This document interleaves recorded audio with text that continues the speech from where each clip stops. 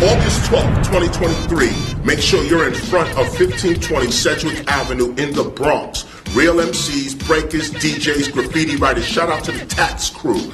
We're going to be doing everything that is involved with hip hop right there. The price of admission is free.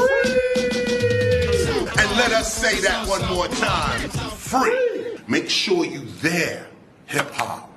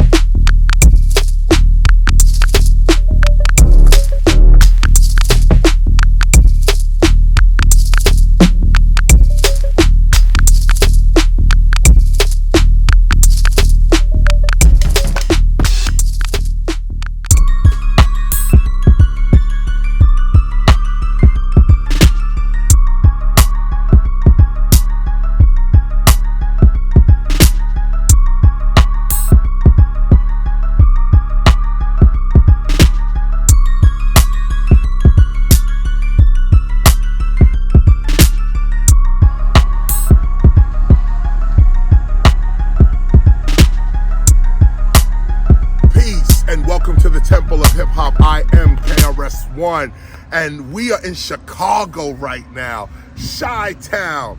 The sun is shining on us, a wonderful day today, and I'm here because you know what it is. We hear in the news all the time, Chicago this, Chicago that, the gun violence, the murders, the this, the that.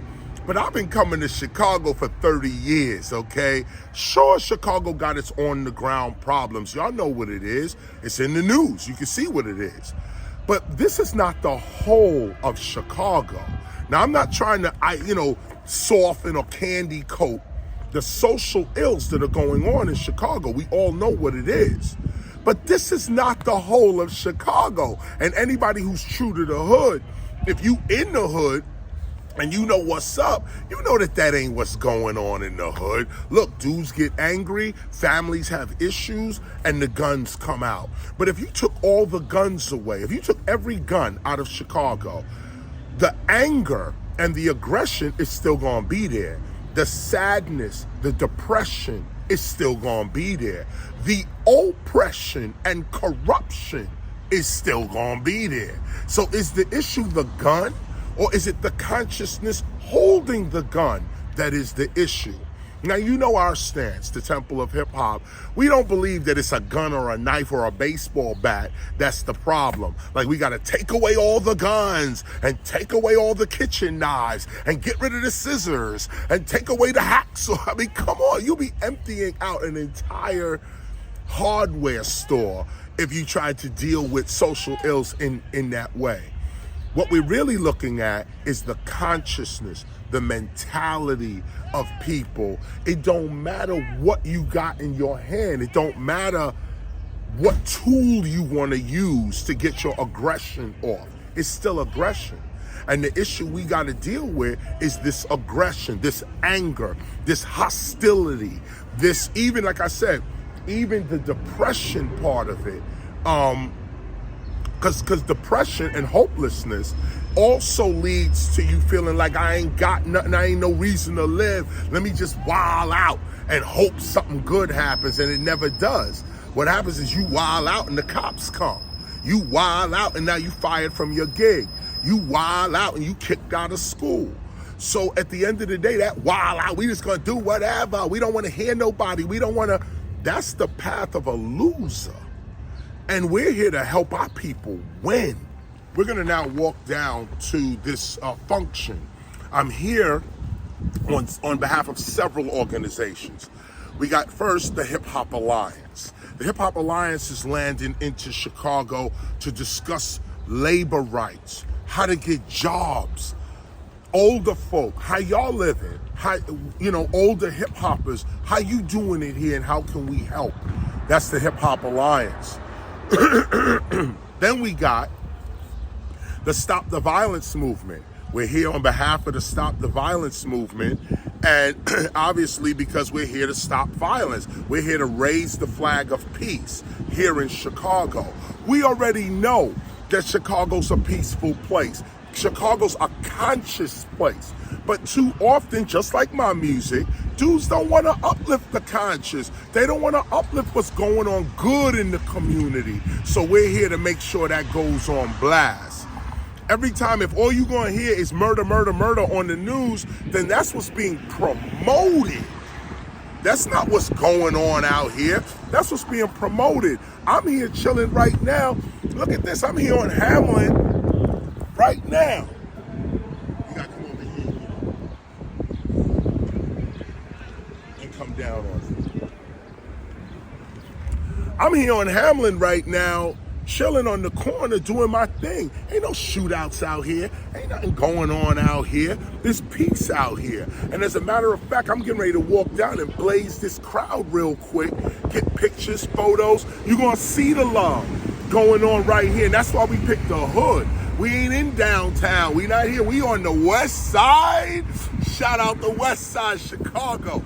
That's where we at right now. So we here to show west side, yeah, it gets live out here. You know what it is. But it gets live in Brooklyn, too. It gets live in the Bronx, too. It gets live in Compton, too. It gets live in Miami, too. It gets live all over the place.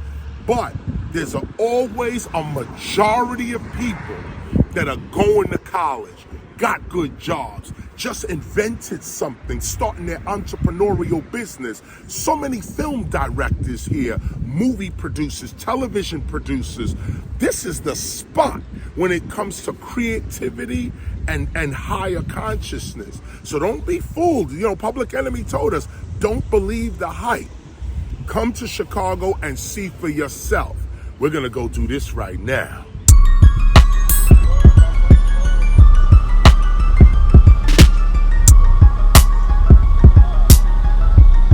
Yes, yes.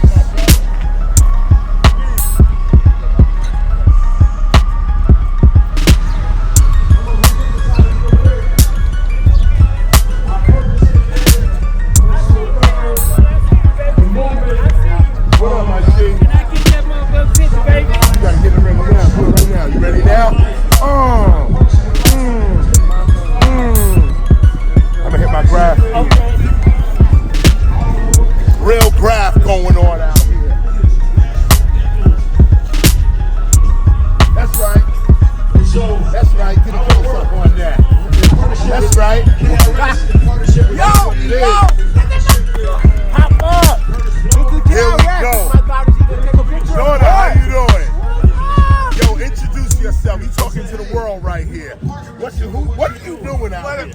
My name is Bobby Raven, co-founder of the University of Hip Hop in Chicago, circa 94. Word! And, So that's why I can't get the domain name? that's right, and that's why we'll battle you to the end of the earth, and What? we'll bring our 3-year-old to our 70s. What? Okay? We talking to we the had to do it. We had to do it at Cornell. to the Temple of Hip Hop. Listen, it's the temples and the university. Don't even start. It's the temple and the university. Ah! So, Yo, yeah, we love yeah. your work, my G. We're here to support you. Bless you. You. So also, I'm a high school teacher. I teach English and history, and I'm the Prime Minister of Education for the University of Hip Hop as the young people major. No doubt. And one last, don't bite this though, Hip Hop for us stands for healthy, independent people helping other people. Healthy, independent people helping other people. We're here with the University of Hip Hop, and look how they getting down. The teacher shows up, and my dude's resume is sick. We had to put you in line, sir. Come on. And you hip hop and the global representation. This is what it is. This is pop, what it this is. This is Papa, this is teacher, this is like our motivation. Like kept us in transition in the 80s from the street to knowledge and all being combined and everything. Everything. Man. We're gonna talk We're gonna talk. And anytime you need a painter, you know, I'll be there. I'm on you. If I was like, if I know you was in Detroit, I was I'm like, on let's go. Delegate is in here now. You know I'm on you. No, I'm right here now. Let's go. So Alright. we're gonna have to. Let's do it. We're gonna have to connect. So our young people did the background for this. And I was like, please go take a break. You know, so they did the watercolor fade background.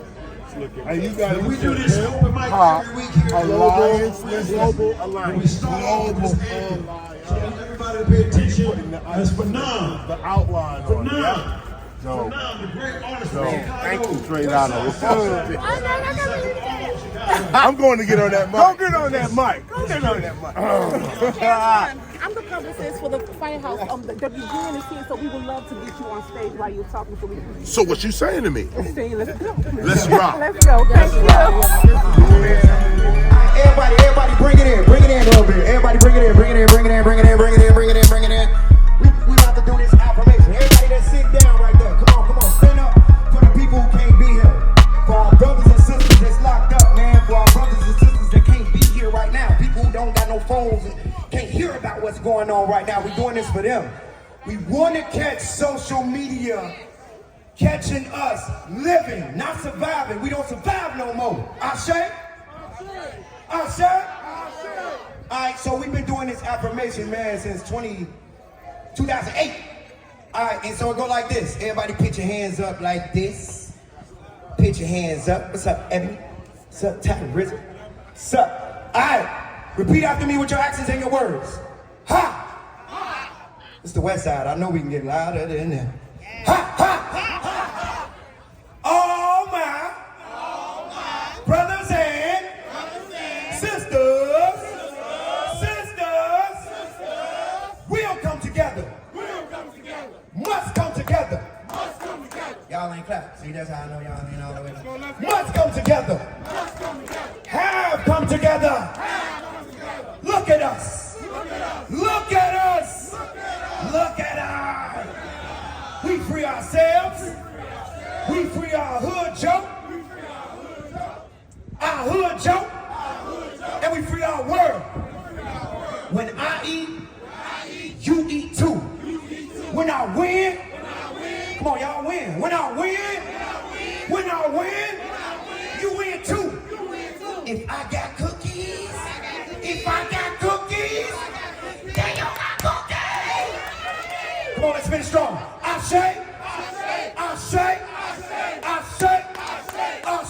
Come on, Ashe.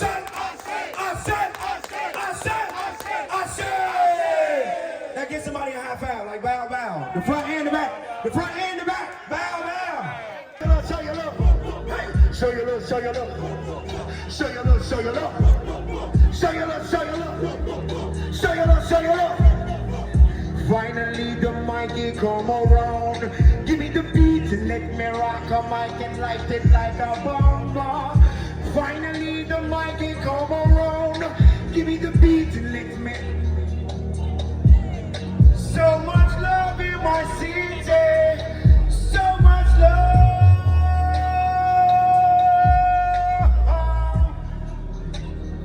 I represent the West. It's all God's love, and that's life and not death. That's right, we here, y'all. This the biz. We don't do this for them, y'all. We do this for the kids. We grab them up and then we heal them. The system break them down and we come to rebuild them. Cellular, bump, bump, bump. Cellular, bump, bump, bump. Cellular, bump, bump, bump. That means I'm blessed.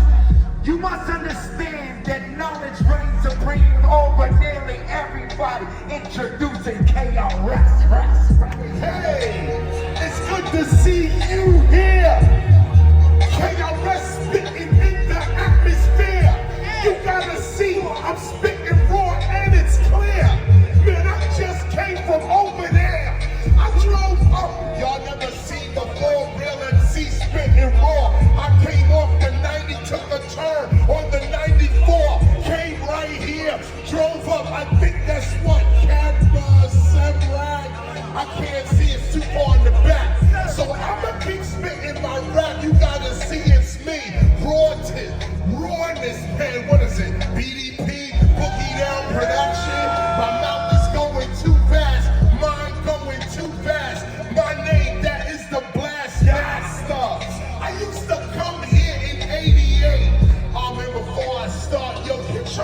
You know you great. Of course I'm great. I got the bat, I came to hit you. When I was this small, I learned that love is gonna get you. But now I'm a new man. I'm at the firehouse and God made me a new fan. Because we broke the flame. We gotta change the frame and change the narrative because the block is taking aim. But we stopping bullets like Neo in the Matrix. Understand, love and God, that's the basics. Listen to the man with the microphone. West side is where I live and die because that's my home. That's my home. He finished with the microphone. Make sure you open your mind. Did you see this brother's toe?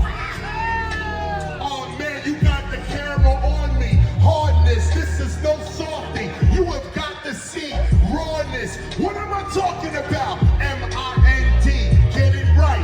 M-I-N-D, that's what we gonna see. This you, and you, and you. Make sure you getting me camera 1 and camera 2. Yo, KRS, why don't you tell them where you're from and how your mind shoots like a reverse gun? Well, the reverse gun means we coming from in the inner. You gotta know you a winner. You was never born a sinner. You gotta see, we doing breakfast and dinner. That's what am I talking about? Not the outer, but the... Give it up, y'all, give it up. How many times you see this in the neighborhood? Look around you, look around you, look around you. All I see is peace. All I see is hope. Look at boxing out negativity. Look at the dopest boxes in the city. Look at the dopest boxes in the city. They taking on the city. Yo, this is my neighborhood. This is how I see us every single day. You can't tell me we this way, we that way, we ruthless. No. We got love in the building. Love in the street. Love in the house. Love all over the place. We got, what's up?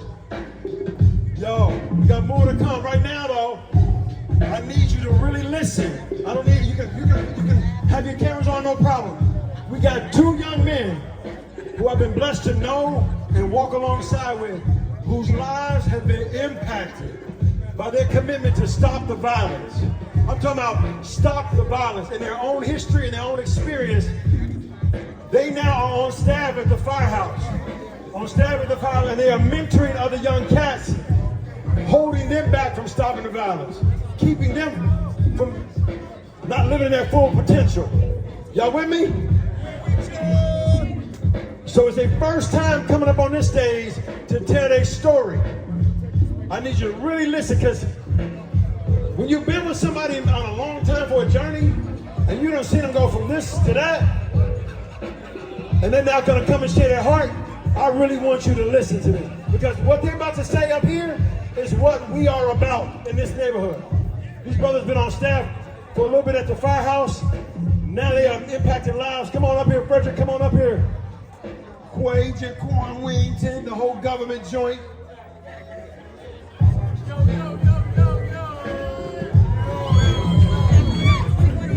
Right now, just check this out, y'all. This is powerful. Hello, my name is Jaquan Whittington. I'm here to tell my story. Me and this guy, we didn't see eye to eye. We used to have past wars. People got hurt and things was going on, but we here today. We put our differences to the side. And we here to try to help save our community, the one that we helped tear down. So that's what we're here to do. Hey, how y'all doing? My name's Fred. Like you said, very long time ago, growing up in this neighborhood, we wasn't seeing eye to eye, and actually, the neighborhoods are still beefing it, and in their ways. But long history of things, violence was involved, people got hurt, and me and this guy came together. Tell our differences to the side, to help out the neighborhood, to tell them to stop the violence, to stop what's going on here. anybody can change. Like, man, this guy, like, we really have real beef with each other, you know, that involve people getting hurt. And, you know, it ain't always about that, you know. I put my differences aside. Like, I use boxing as the way to help me cope with my mental health. You know, the things that was going on in the neighborhood, the things that we was doing to each other, the things that we was doing to people up in this neighborhood. Boxing was a way to help me cope with that. It was a way to help me look at things differently, and a way not seek revenge for different things. And it got me to this path that I'm at now. You know, I can really look at this guy in his eyes, shake his hand, you know. We proud of y'all for that. We proud of y'all for that. You know what I mean? Hey, we proud of y'all for that. Yo, do y'all know what just happened right here? Proud of y'all. Do y'all know what just happened? No, y'all don't. Y'all would not be standing where you are. Y'all see what's happening? Y'all see what's happening? Y'all know what?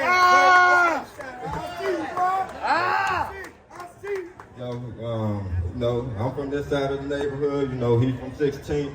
And, you know, we just want to bring North Londale together again because it's too divided. You know, and we just want to bring the community back together. Yes, sir. Proud of y'all. Come on. Now look at this. Bronx more tore down than anything Chicago could deal with. Bronx is tore up. But we didn't look at the Bronx as being torn up. We looked at ourselves and we said, if we lift up, the Bronx gonna lift up. Why are we waiting for the buildings to change themselves? Let's change them. Why are we waiting for the streets to change themselves? Let us rethink what a street is. So the subways were going by, they look disgusting, and I don't mean for graffiti art. The regular train that these people pushed out and said this is mass transit was whack. Everybody in New York knew what it was. So what did we do? We went up on the train, start putting murals on the side of the trains, making the trains look beautiful. The mayor, of course, said, nope, that's illegal. That ain't happening. And Mayor Koch went ahead and declared a war on graffiti. A lot of us in New York it was hard. It was hard because even though we say graffiti art is not vandalism, a lot of people want to write on people's private property, write on people's cars, putting up all types of stupid stuff on the wall. Then all real writers gotta feel that pain too. So what happened? Mayor Koch declares a war on graffiti. We said, you know what? We're gonna have to get our act together. We started to organize and form graffiti crews. We started to separate what we call the toys, those that just want to write on stuff, from real artists that had real talent, like my dude over here, putting that piece up right there, real talent. Right here. Yeah. That's right. Throw your hands in the air. Real talent right over here. Hip Hop University, shout out. That right there is what the rest of the world said, yo, that is what we want to see more of. Now look at this. Nobody was checking for us until we started checking for ourselves. I'll say it again. Nobody was checking for us until we started checking for ourselves. I urge you to get the work of a guy named Booker T. Washington. Get the work of Booker T. Washington. He urges us to do for ourselves. Stop begging people for this and you gotta help me and this, that, and the other. No, you can rise right from here. Look at the firehouse. Look at the firehouse. We rising right from here.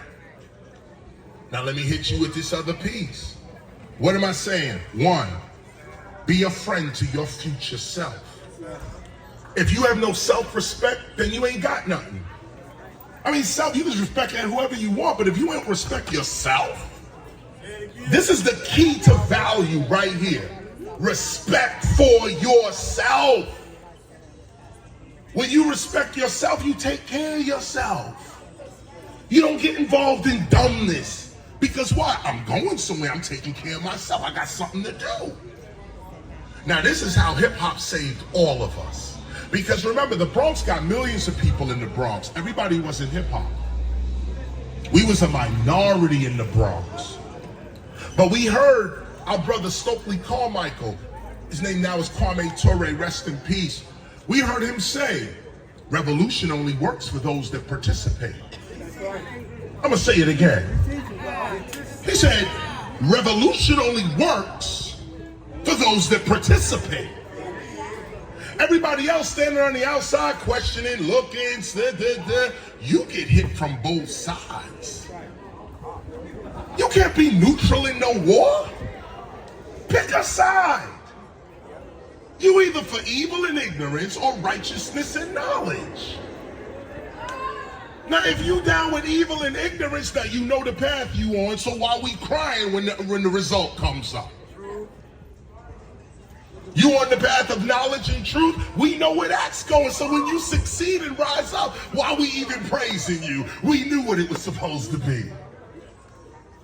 But if you're not a friend to your own future, you ain't gonna have one. If you're not a friend to your future, you ain't gonna have one. I told you I started with nothing. Homeless in the street. Matter of fact, when I wasn't on the street, I was on the subway. Sitting on the subway, riding up and down the subway. I was writing my rhymes on the subway. When I was in the street, I was sleeping in the park. Some of y'all know New York City. You might know Central Park, West 4th Street Park, Tompkins Square Park. These are the parks, these are my living rooms. But what did I do? I wrote about it. I'm homeless, I'm sitting there with nothing. I wrote about it. I wrote it on tissue paper. You know that hard brown tissue, that paper you get from the hospital? You pull in that rough paper. Okay, that's what I was writing on. I wrote on that and wrote my album. Wrote several albums on that. Come on now. And so these albums came out of struggle. Struggle. This is my next piece right here. Be a friend to your future self first. How do you be a friend to your future self? You respect yourself. How do you respect yourself? Have a vision about your future. See your future. Don't just talk about it. See it in your mind. Say, yo, I could get there. I don't know how I'm gonna get there, but I'm gonna get there. Let me show you the truth right now. You have abilities beyond what you can see. You have abilities beyond what you can see. Science tells us that reality is only what the 5 senses can detect. That's what they say what's real. What's real is what you can smell, touch, taste, see, and hear. That's reality, according to science. This is reality. If my 5 senses don't touch it or can detect it, it's not real. So now we live in a society where the only thing real is the material world. This is what they say is real. What's in your mind, they say, ain't real. That ain't real. Real is objective reality. See, I'm hitting y'all with philosophy. Y'all still here? Yes, sir. Yes, okay, objective reality is what is real. What is objective? Out there, out there, out there.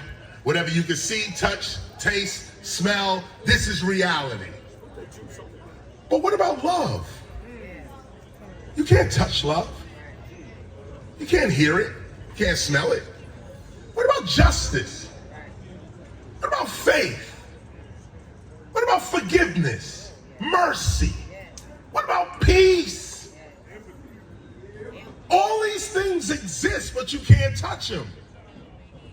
You can't hear them. You can't feel them. You can't see them. What reality is this? That we feel love, we know we love, we know we forgive, we know we think even. Science don't even know what consciousness is. Because you can't touch consciousness, you can't breathe, nothing. So what, consciousness ain't real? So you gotta ask yourself, what's really real? What's the real? Well, the real is this. If reality is only what my senses can detect, then why don't I tell my senses to detect a new reality? Okay, reality is only what I can see. Let me direct my eyes toward my victory. Listen to me. Reality is only what I can see. So why are you looking at these naked hoes on the TV? Reality is only what I can see. So why you turn on the news and they saying guns, shooting, every day, all day, like that's the only thing going on in your city? You keep putting violence on the TV, you're making it the reality. You keep pushing that's going on, the hood is so horrible, oh, it's this, is that. You're promoting and making that reality. As adults, we should be looking for God in our community. Instead of looking this way and that way and here and that. Where do you see your ancestors in your community? When does your eye and your ear get focused over there as opposed to the liquor store? You see, this is the difference between someone that respects themselves versus someone that doesn't. And I gotta hit you with the hard truth. Everybody's not gonna make it either. So don't think that this is a kumbaya message where we all gonna make it. No, we not. Only those that recognize and have some self-respect, they're the ones that make it. There was 100 people with me when I was homeless. None of them are here now. The ones that respected themselves are the ones that are here. They're the ones that are here. Where are you focusing your attention? Are you only focusing your attention on your failures? Well, I did this wrong. Oh, I ain't nobody. Well, I did that wrong. I ain't nobody.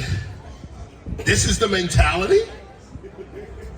No self-respect. Here's the opposite of that.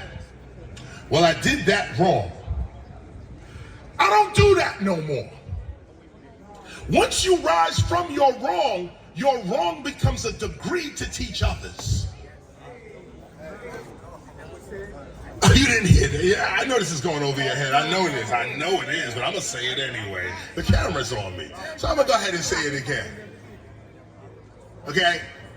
Whatever your so-called wrong is in your life, you think, man, I didn't do right over here. I was wrong about this. Boom, granted. That was an immoral act. That was unethical and unjust. We know that. But guess what? You do not learn about life without sinking to the lowest levels of it. Somebody who's not an alcoholic cannot tell me to stop drinking. Somebody who never been on crack cocaine can't tell me how to get off of it. You mean to tell me you never did nothing wrong in your life? Then I don't want to hear from you. I don't want to hear from nobody, oh, my life been pristine and clean, and you don't know nothing. The one who been out the gutter, the one who served 20 years, the one who lost a loved one. These are the people who can teach you, and teach you more than what a book can teach. They coming straight from the book of life. And when they speak, their tone resonates with reality. Young blood, listen, this is the path you're on. But guess what? If older people are not willing to teach younger people, where we at? Where we at? Come on. He just said older people gotta listen to young people too. Young people are feeling like their voice is not being heard. And why? That can only be the fault of elders who need to rethink and say, listen, let me at least give youngin' a chance to speak. They might have a solution. They might have an answer. It might not look like the answer we have, but let me hear what your answer is. Because guess what? The truth makes sense to everybody. A lot of cities are not working with a lot of cities. Cities are working like gangs. Nobody talking to each other. Why New York don't talk to Detroit? Why Detroit ain't talking to Cincinnati? And think about this. New York has the answer to Chicago's problems. Chicago got the answer to Miami's problems. Miami got the answer to Newark, New Jersey's problems, to Texas problems, to Houston's problems. We think we gotta solve it all ourselves here.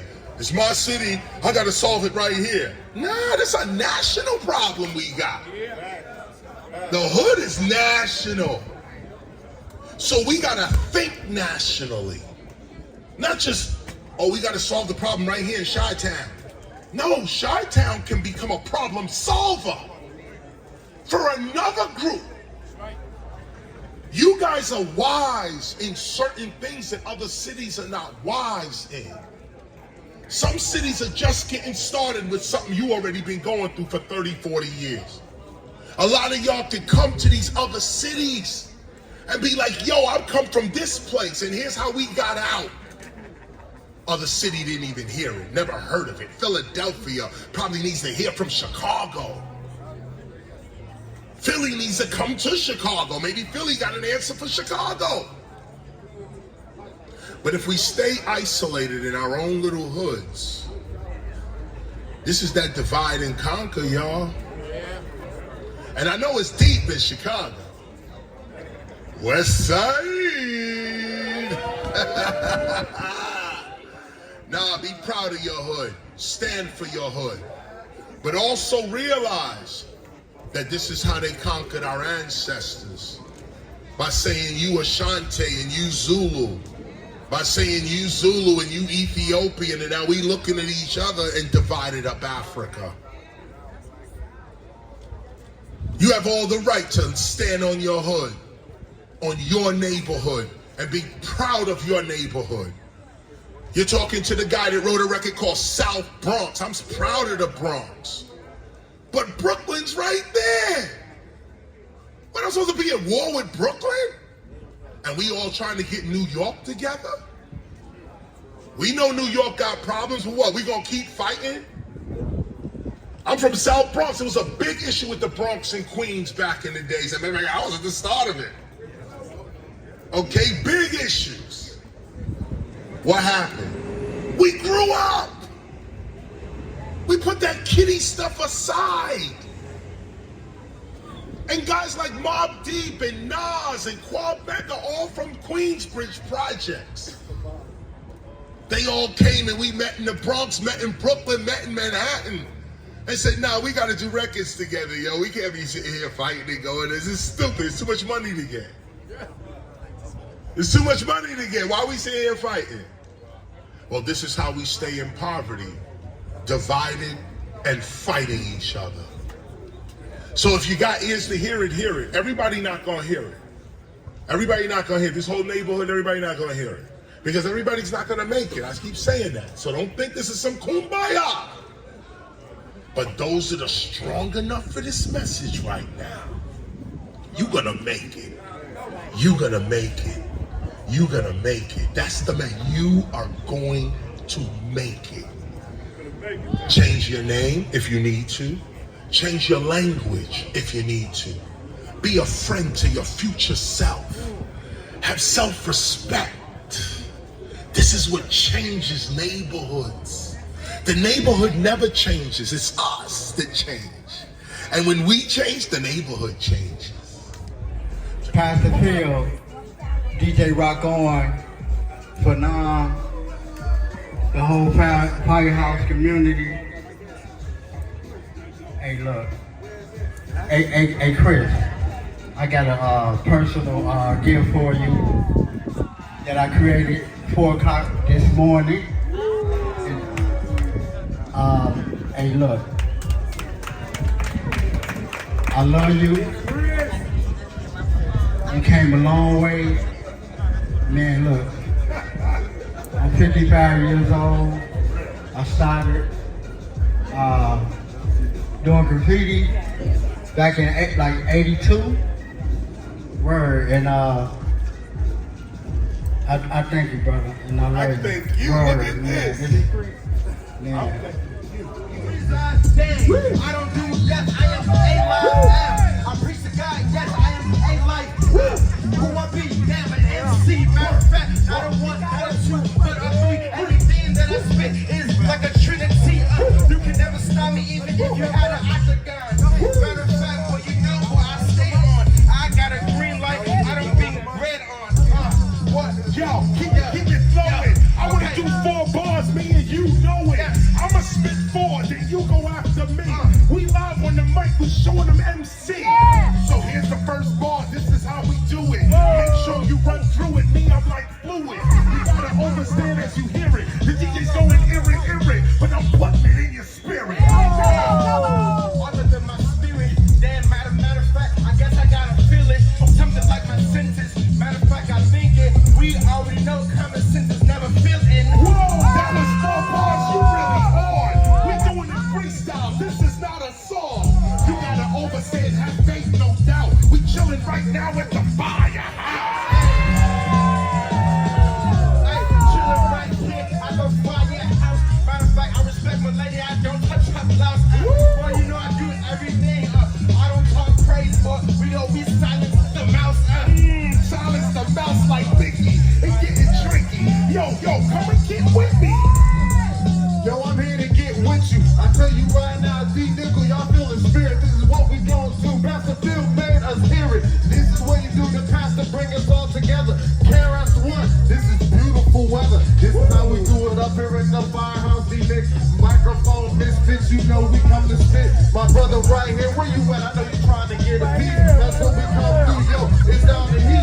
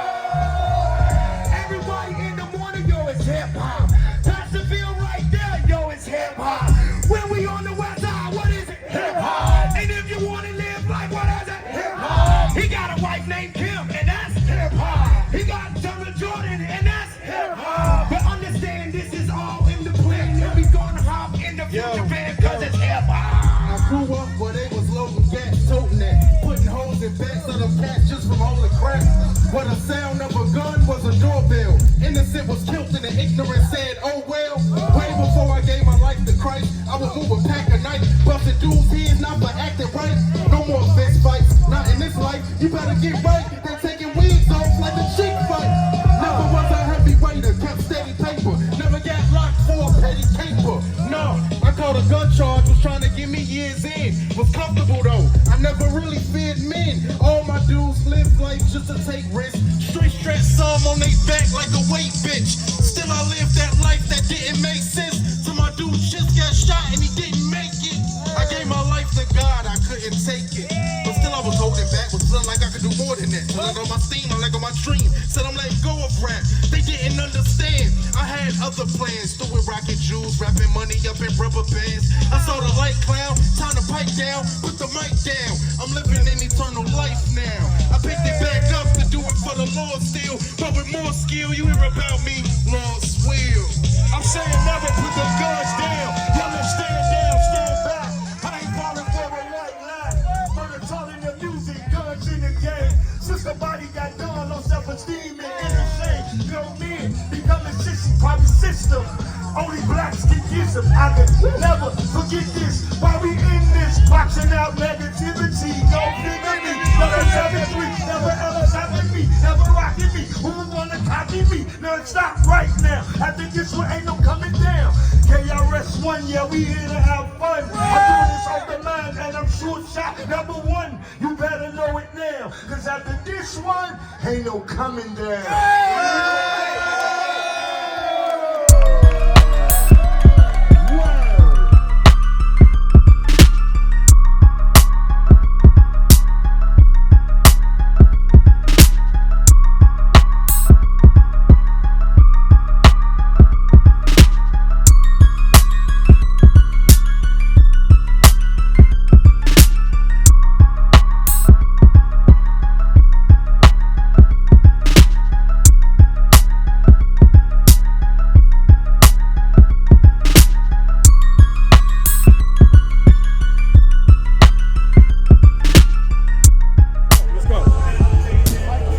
Welcome to the Temple of Hip Hop.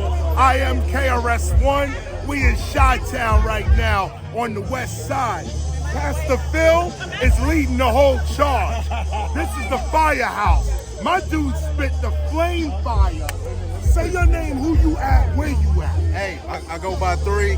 That's THRE. That's 77THRE on Instagram, everywhere. You hear them beats in the back? You see that spit? This is Chi-Town.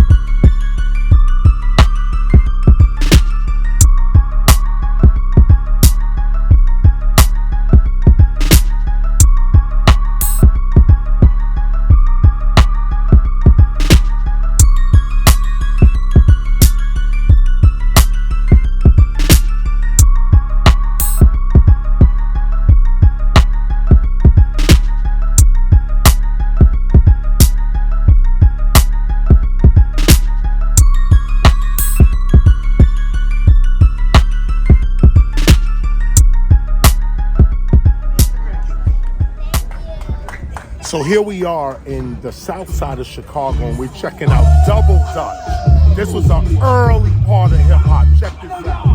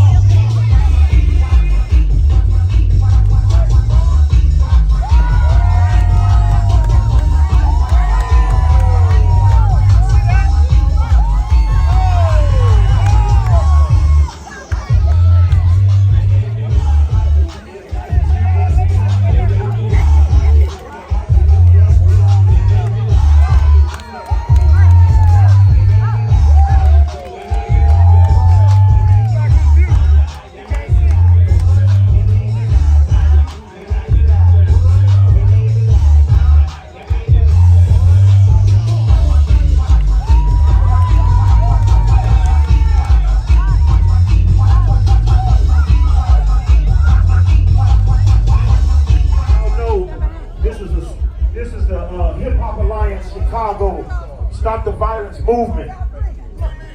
Trying to bring something good to the hood. That's why we chose Inglewood. Got VT to the stage. VT, where you at? VT want to tell y'all a story. All the youngins, listen up.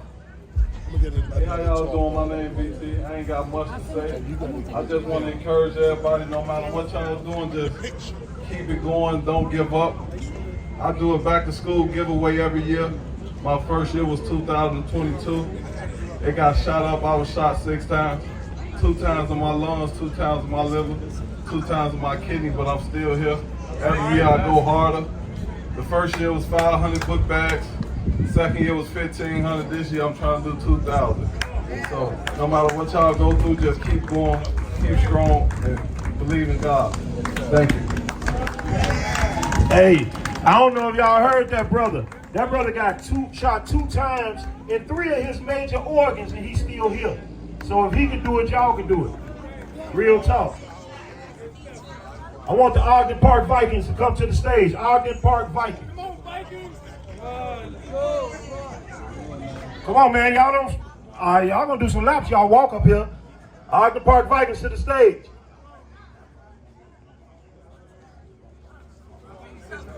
If y'all don't have nothing good for your kids to do, it's a park down the street.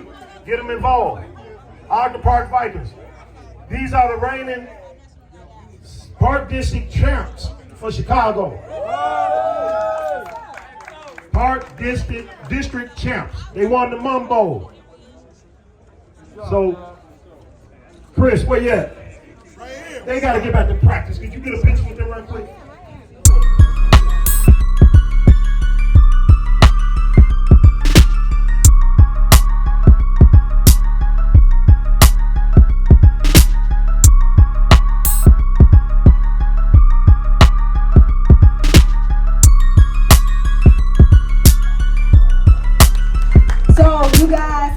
Again, I was born right here, of course, in Chicago, on the south side, Grand Crossing area, Pocket Town, Inglewood, and you know, I lived a lot of what that young man said. I lived a life, and you know what? I decided instead of tearing down my community, I was gonna start building up my community. So what I do is basically I organize, I connect with other organizations and like-minded people to be able to reach our youth. This song though right here, God gave me this when I was standing over my sink. Cause all I did was cuss and tear people down. I only told them to sell drugs and do all of this. And then God gave me a new song. So I want to share that with y'all. And this is to build up the community instead of tearing it down. And it's on violence, okay? Yep. Yeah, y'all. I'm excited, so excited. We got so many people dying in our streets. And I know we look to the right and we look to the left, and we think that the problem lies on somebody else. But the truth is, we are the solution. I am the solution. We don't need it, the boys and girls. This is the anthem, y'all. We can have peace if we just believe it. Ask in His name, and you can receive it. Violence, we don't need it. The boys and girls are being mistreated. We can have peace if we just believe it. Ask in His name, and you can receive it. How many innocent children gotta die before we realize that it's up to you and I? Don't point your finger at the media, it's all on you. You got a choice up in this matter, what you gonna do? Stop hanging on the corners and slanging drugs. You kill your own kind, man, where is the love? You say the streets is all you know and it ain't no way out. Let me tell you about this G thing, what he's all about. God, He'll turn your life around and make your pockets fat. You ain't gotta carry a gun around just to get respect. Don't be no fool and let the hood take you under. Cause the hood will bring you down and all you'll be known is a number. I used to think crime only happened in the ghetto, y'all. So I thought the only way to come up was for me to fall. But then I found a friend to help me make it through. His name is Jesus, call on Him, He'll help you too.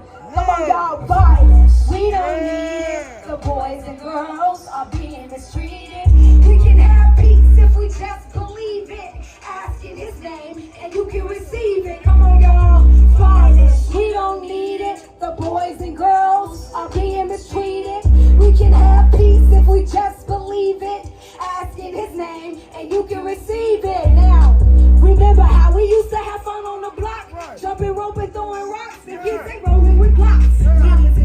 doing their own thing, it's no surprise. Kids today, they in the streets, they getting high. Listen up, that's been a change in the game. You've been lost up in this world because you didn't know your name. You are heirs of the Father, joint heirs with Jesus Christ. You've been born with a price, so surrender your life. Just confess with your mouth and believe in your heart. God is raised him from the dead and he'll be with you from the start. He promised never to leave you and he swore by his name. He's a covenant keeper and he never will change. The word of God is your only hope. In these last days, everything will fade, but his word will remain. So keep your head up, put all your trust in him. Remember, when you need a friend, you just call on him. The violence, we don't need it. Come on, y'all. We don't need it. We don't need it. Yeah, we don't need it. Keep the beat going. We don't need it. That's what the sister said. We don't need it. She hallelujah. just rolled up and did that. That was wonderful. And then just slid off. Let's applaud her. Let's applaud her. Crazy. And handed me the mic. Like I'm supposed to do something here. Like, what it is. Like, first of all, what is your name before we start? Come on, give me your name. Give me that full. Michelle KP. Michelle KP. That's your MC name as well, right? Yeah. Michelle KP. That was a strong song, Michelle. Yeah. That was hardcore. That was nice. I might want to jump on the remix on that. Come on in. Get on that. You may have to see you. I got a card for you afterwards. That's why I'm here. I'm here to see people like you and lift you up. You're right. You know what I'm saying? Well, wait a minute. Am I starting? Well, come on, then. No, you're not starting. No. Here we go. We need one more group. Something good in Inglewood, come to the stage. Come on. Something good in Inglewood. Because they say, what did you say, Chris? What did you say? You say the media depicts Chicago as the worst, right? Right. But they don't know we got something good in Inglewood. We finna show y'all. Come on, something good in Inglewood. Yo, what up? What's up, guys? Yeah, I want to call up my Something Good in Inglewood family. Come to the stage. Let's get it. I'm sorry, we ain't got no dance or no song for y'all. Sorry. It's just good old educational programming. Plenty of it. My name is Justin Morgan. I am the Director of Operations for Something Good in Inglewood. When I say something, you say good. Something? Good. Something? Good. When I say Ingle, you say wood. Ingle. Wood. Ingle. Wood. Ingle. Wood. All right, just checking. So these lovely people that are behind me are my extended family. This is our summer camp team. Hey, say hey, guys. Hey. All right. So we provide educational and supportive services to the Inglewood as a whole. We believe in self-sustainability for our families. We believe in equitable resources. We believe in reaching back and bringing some people with us, paying it forward, the whole 9 yards. And we only could do it together. So I thank Mr. Smitty for inviting us out, always taking great care of us. Round of applause for Mr. Smitty. No, when you do events like this, your name is Daryl Smith. Daryl Walter Smith. I want to give a quick shout out to the 7th District Chicago Police Department. Hey y'all. Y'all need somebody to arrest. Where they at? Amaya, where you at? Come on out here. I'm snitching. Come on out. Yes. She should be arrested for getting on my last nerve every day. And this is my beautiful daughter, Jalissa. This is our executive director, Miss Adams. Make some noise for Miss Adams.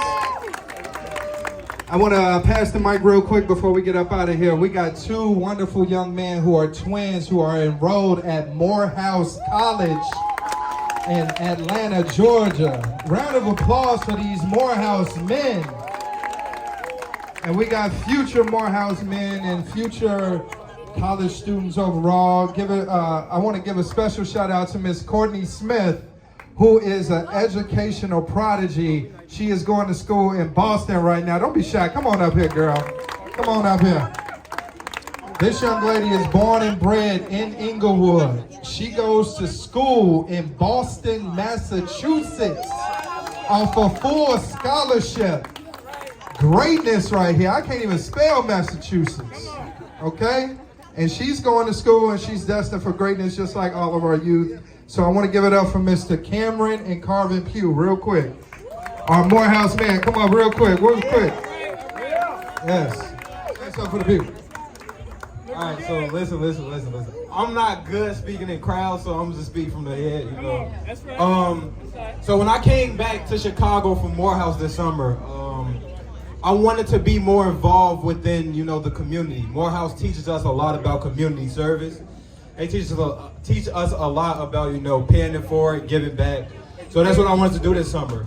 And thankfully, he found something good in Inglewood.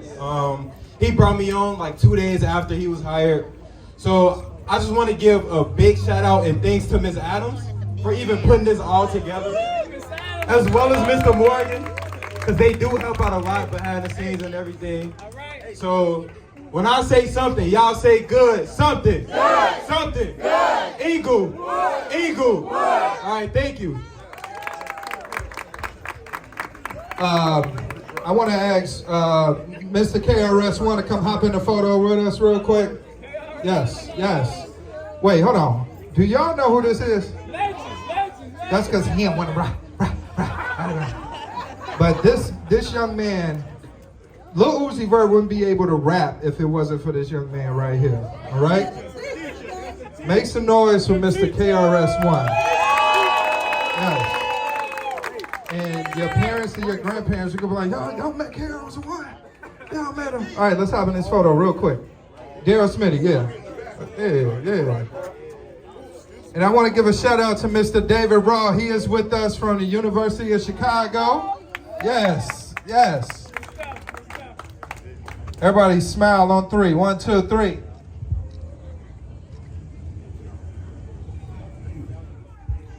Greetings. Hello, everyone. How y'all doing? My name is Ricky Skills. I have a foundation called Life is Your Canvas because art saved my life. Come on now, speak on it. So,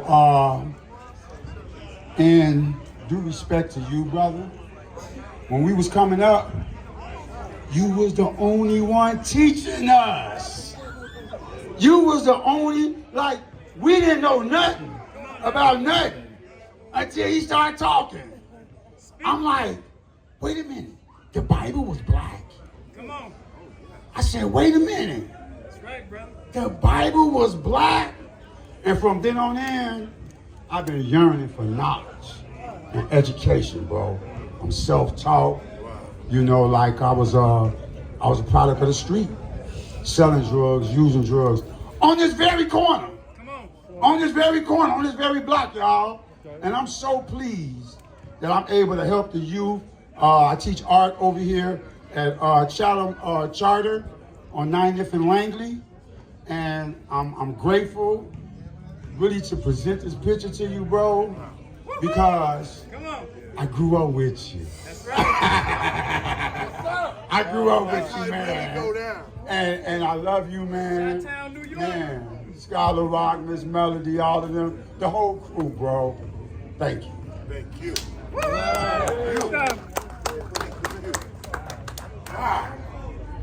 Man, this man got talent. That was blank when he came here. Today. He did that right there. That was blank.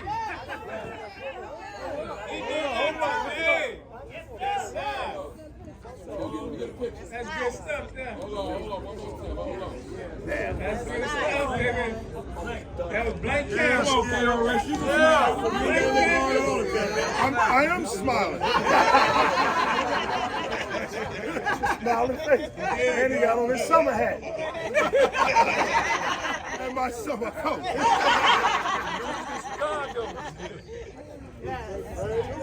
All right. So, y'all see this piece of the earth that we standing on? I don't know how you gonna get on a plane, but you take it. We're gonna ship it back. I'm driving. You driving? Okay, all right. Right in the back seat. Okay, there you go. So, y'all, everybody that's from Inglewood know that this area, they try to make it the worst area in the city. And this vacant lot was grass and weeds and rocks, and it wasn't nothing. It was a shortcut to the liquor store, right? But this man Corey from Inglewood branded. I want the teacher to hear us. I'm letting him finish taking the picture. But this man Corey from Inglewood branded. They did this, open up like last month.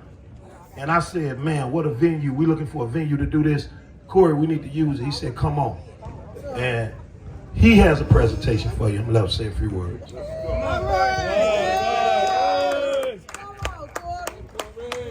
First of all, I had beans, rice, and bread on my shelf too. But look though, before I even do what I want to do, I want to introduce you to somebody.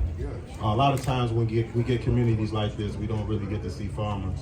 And when I say farmers, of course we got Grow Greater Inglewood, we got I Grow, now it's We Grow, and then we got Growing Home. And Growing Home is right on 59th and Woods, where they grow all fresh fruits and vegetables, right here in Inglewood. And then Grow Greater Inglewood holds on Saturdays a farmers market, of which they're also doing a trail. So our other farmer, by the name of Heavy Crowns, is a farmer of words, right here from Inglewood. And I thought it was very important that we made this introduction, because he just brought me to tears talking about you. So I figured I had to stop and let him do this first. That's right. Man, look. Wow. Peace, God. Peace, God. So you can feel the youth within my veins. I'm an Inglewood baby, born and raised. My name is Heavy Crowns. Like he said, I use beats as a landscape to plant seeds in the mind of listeners to grow over time. I got a lot of influences in this music thing, and the way I may come off in my dress may not seem like it, but you are like the grandfather on my tree of MCs. Grew up very strict, couldn't listen to a lot of hip hop.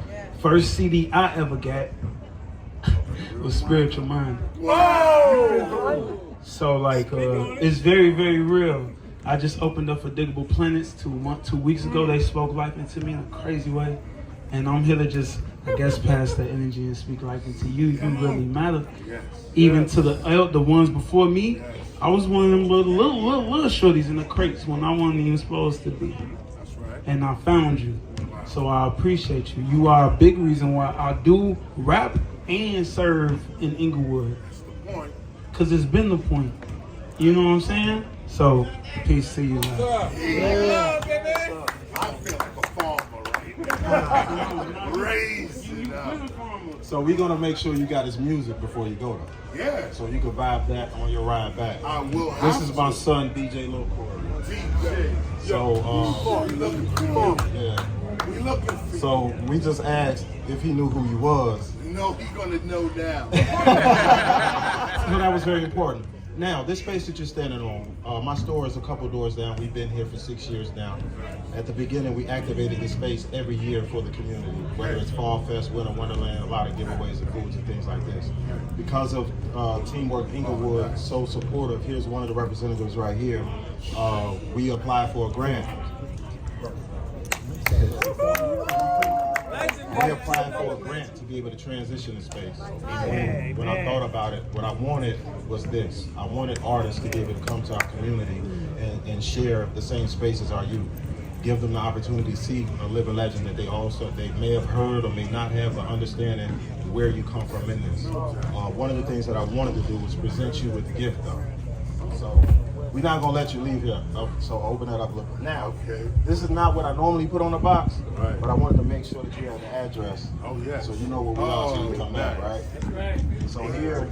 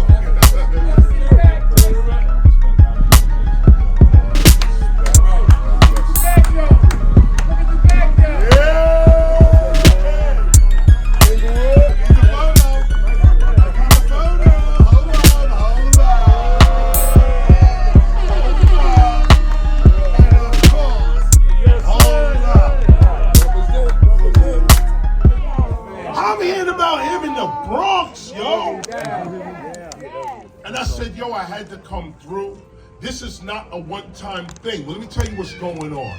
That's right. First of all, we're trying to do this every 3 months.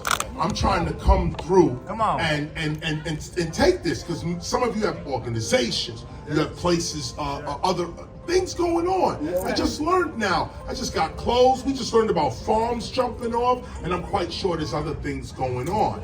So I came here, landed on the ground to lift this up. Lift it up before the world. Lift this up so that other people can see. This is the strategy right here. The strategy is that a lot of times, now get this, what's going on in Chicago is the minority. Okay, that's the minority. When I've been coming here 30 years, okay?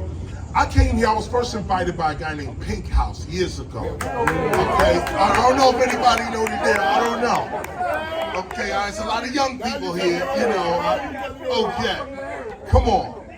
So Pink came through, he brought me through. We did a thing called Philosophy Nights. I had a record called My Philosophy. Yes, sir. We came through. This is 1988. I told Pink House, I said, yo, I got this record called Stop the Violence.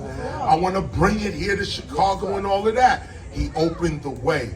We did huge things here, trying to turn people around. But we realized that you just can't come one time, talk, do a show, and be out. You got to be consistent on the ground. Now, a lot of y'all been doing the work already. And that's what I want to come and represent. Not just with voice and not just with just like cameras and stuff like that. These things are important. But also with funding. Come on now. Come on, funding. Come on, say it. Funding. Can we talk about this money real quick? Can we talk about it? Okay. Too many organizations are doing great things underfunded. Yes. Okay, you doing what you can do out your own pocket. Yes. Those that care, at least, doing what you can do out your own pocket, using your own resources. Even this. Come on. Yep. And you say, this is us doing this, okay? But we can grow from here. We can build this. Yes, now look at this. You think sometimes that what's going on in Chi-Town is only going on here. No, it's not. This is a national issue. Okay, a national issue. Mental illness, the aggression of people, the depression of people, the oppression of people. This is a national issue, okay? So don't think for 1 minute, oh, Chi-Town, so much violence, is this it? No, that's media hype, okay? When I drive through your hood, this is what I see right here. And I mean that. I stop off anywhere. You get fried chicken, fish, whatever, okay? You stop. Most people trying to do what they supposed to do. We got college students here running around, kids in school, all type of churches are running, mosque, synagogue, everything's up and going. So why is the news saying another murder, another this? And we know what's going on. Come on, the streets are rough. We know what it is. But where's the light on those doing good? Where's the light and the support for those that are doing what they're supposed to be doing? And this is the majority of us. That's right. That's right. They shine the light on this little piece over here and bringing more power to it by shining the light on it and not shining the light on who's doing what they're supposed to be doing. So I have a national voice. I said, look, let me land here and look and see what's really going on. A lot of my videos, they go viral, okay? You in one of my videos, the world sees you. So I say, look, let me bring that over here. Come on, man. Let's talk about this garden. Let's talk about these shirts I just, let's talk about the entrepreneurism. Come on, come. That's going on right here, because what raises entrepreneurism is commercials. Come on. Major companies, what they want? A commercial. Why are you watching all these commercials? Because that's what make companies grow. More people learning about the company. More people know what the goods are, and so on. But what? You got 100,000 a minute to appear on Channel 7? Yeah. You got 50,000 for 30 seconds to appear on some HBO somewhere? No. We got to do this for ourselves. Come on now. And this is how it starts. So this is the first part of it. Raise the entrepreneurship in the community. We can continue to fund ourselves, but when you raise the entrepreneurship, that's when the grant money come in. That's when these other people start seeing what's going on. So I'm hoping that I'm here now, and we shooting this, we filming this. I got my own camera going that we're gonna blast this to the world. So make sure we know what your endeavor is. So we can say, look, y'all watching the news, we watching the people. The people are saying, yo, I got this business, join in. And now today, you got the internet going. So any one of you to just jump on the camera and say, yo, my business is blah, blah, blah. You can catch me right over here. You might get a call from China. You might get a call from Saudi Arabia, somewhere in Africa. France might call you up. It's a different game now. Okay, you don't have to go to the radio and beg for airtime. Be persistent with your image, with your product, with your face. This is what it is. Last piece on this. You say, we think, and we don't think this, but people that watch TV and believe that's real, they think that the problem that Chicago's having with violence, depression, is only in Chicago. Like I said, this is a national issue.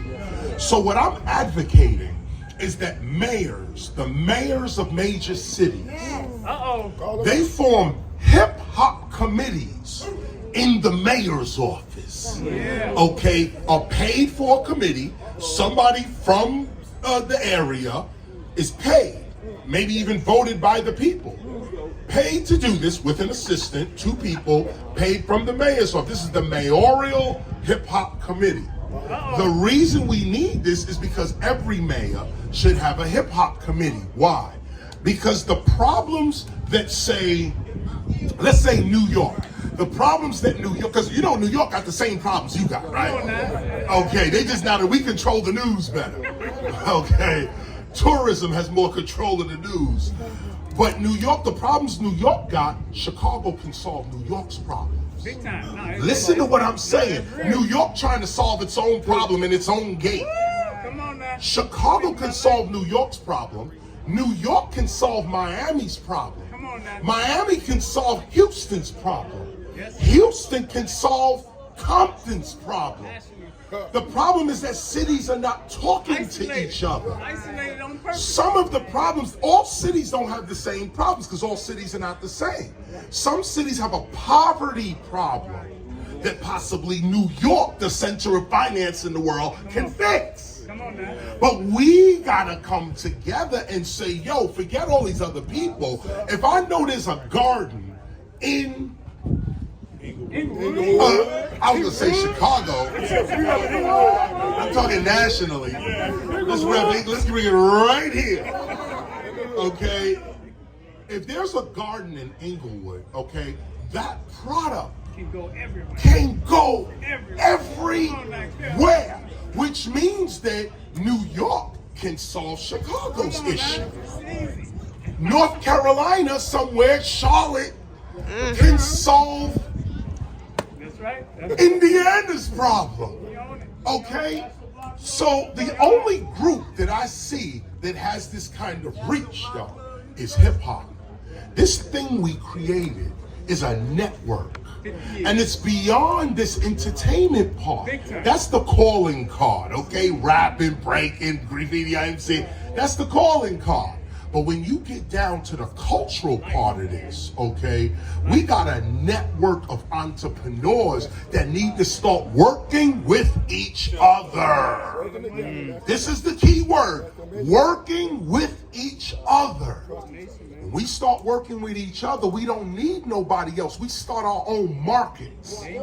I'm so glad I heard about a garden. I got to get over there. Take a few photos, eat something. I got to get over there. Because once you show the world there's a garden here, there's a farm here, okay, the business starts popping. This is what everybody want to eat now. Everybody want a carrot from this place right here. Okay, this is what it's going to be. But it takes somebody like myself, some national figure, to come through, take a photo, say something, blah, blah, blah. But guess what? I got to leave somebody behind that's going to continue the work.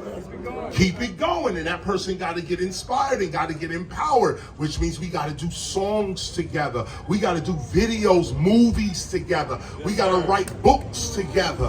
I just learned about a studio. Somebody said there was a studio up the block. Was that you? Yeah, I got a studio, but it's one here too. No doubt. Yeah. I need to be at that studio. Absolutely. I got 16 for you. Absolutely. Okay.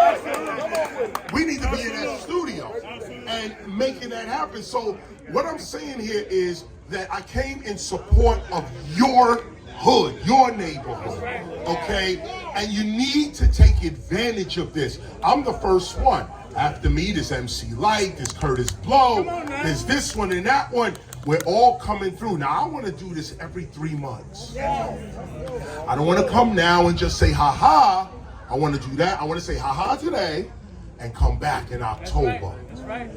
In October, you guys should be able to tell me where to come next. Now I'm here. I can come back here. But where's the farm? Where's the bookstore? Where's the studio? Where's the school? I need to walk through these schools.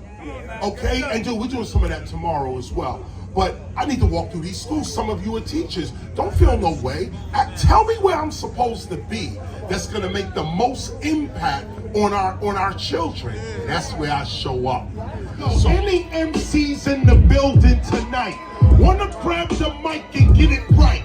My name is KRS-ONE. It's knowledge reigns supreme. This is what it go, and this is what it mean. I'm off the top, raw hip hop. I'm doing it in Chi-Town, South Side, right on your block. You gotta see, I do it all day, cause I would not could. Chilling in what? I got the camera on me. Where the next MC spitting, G? Okay, it's heavy with the Z. I was born to plant these seeds. I came from a little, now it seems we growing trees. At Inglewood, the fertile ground is proper for the moment. He started off and now I gotta keep with this commotion. It's moving locomotion, we connected like the Wi-Fi. Me and KRS-ONE and the Most High. This the perfect time, all boats rise with the tide. You ain't know, I'm just speaking to people through third eye. Yeah, we came to make the people eat. You set the table, now I'm about to bring in the PLATE with the ease. You best believe we bringing things to reality about our dreams. Welcome to the land, brother promised that. If you coming back, we gon' have crops, in fact. More crops, produce, growing for me and you. Look beyond the elders, we gotta go ahead and reach the youth. So what we doing then, the clock is ticking. You got the wisdom, I'm linked in, getting busy. This for the city that they tried to play. I'm really grateful that you came this way. One time. We on the way for the mind show. Yeah, we say one for MC, but listen, I need y'all to rock with me. Hands to the air, wave them to the left and the right. Cause we doing it today, cause we all need the light. Listen, I told you about the MC, that's one element. Really be walking heavy, really we like some elephants. But listen, you can hear my mic all day, but we gotta give respect to the DJ. Listen, we ain't stopping ever on that. Really, I am AM, my shirt is on that. Evan, in the city, Muslim Action Network. Really, I'm trying to get through, make this head hurt. I make their head hurt, then I give the medicine. Every time we pull up, we all well spoken, never reticent. In the back, we can never be that, but we gotta make sure the fist is up, cause we do it for black. Do it for every color. I told you one time, this a long story, but we gotta shout out Corey. Gotta talk about the man who made the Inglewood with the branding. You see the camera where his hand is, do it for his whole family. He transformed the block. I'm trying to figure out with the knowledge, not the clock, but I see the Zelda, you a whole legend. I understand the city that you reppin', you a reverend. You can get up on the mic and do your thing. It's over here right now. Tell them why you came. Yo, look, here's an introduction. My name is Ja, and I came to bring all destruction. See, we black, and the sun is giving us the energy. Every time we walk against our presence, kill our enemies. Listen, we the best in every time. Everybody know, they see me, I ain't blind. Got my third eye and chakras aligned, so you see me. Everybody know, yeah, they really wanna be me. See, I'm nervous, I ain't never did this done before, but everybody know that I'ma have to catch my flow. I'm with KRS-ONE.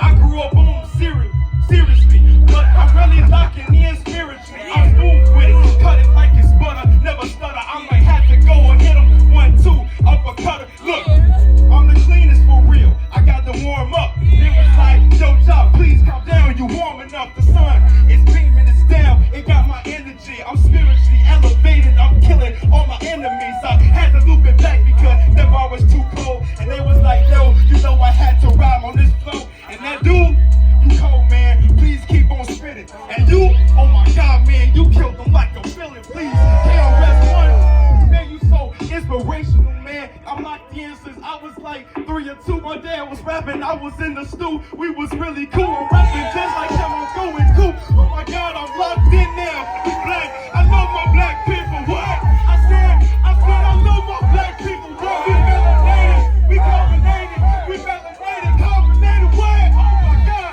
I love y'all, man. What?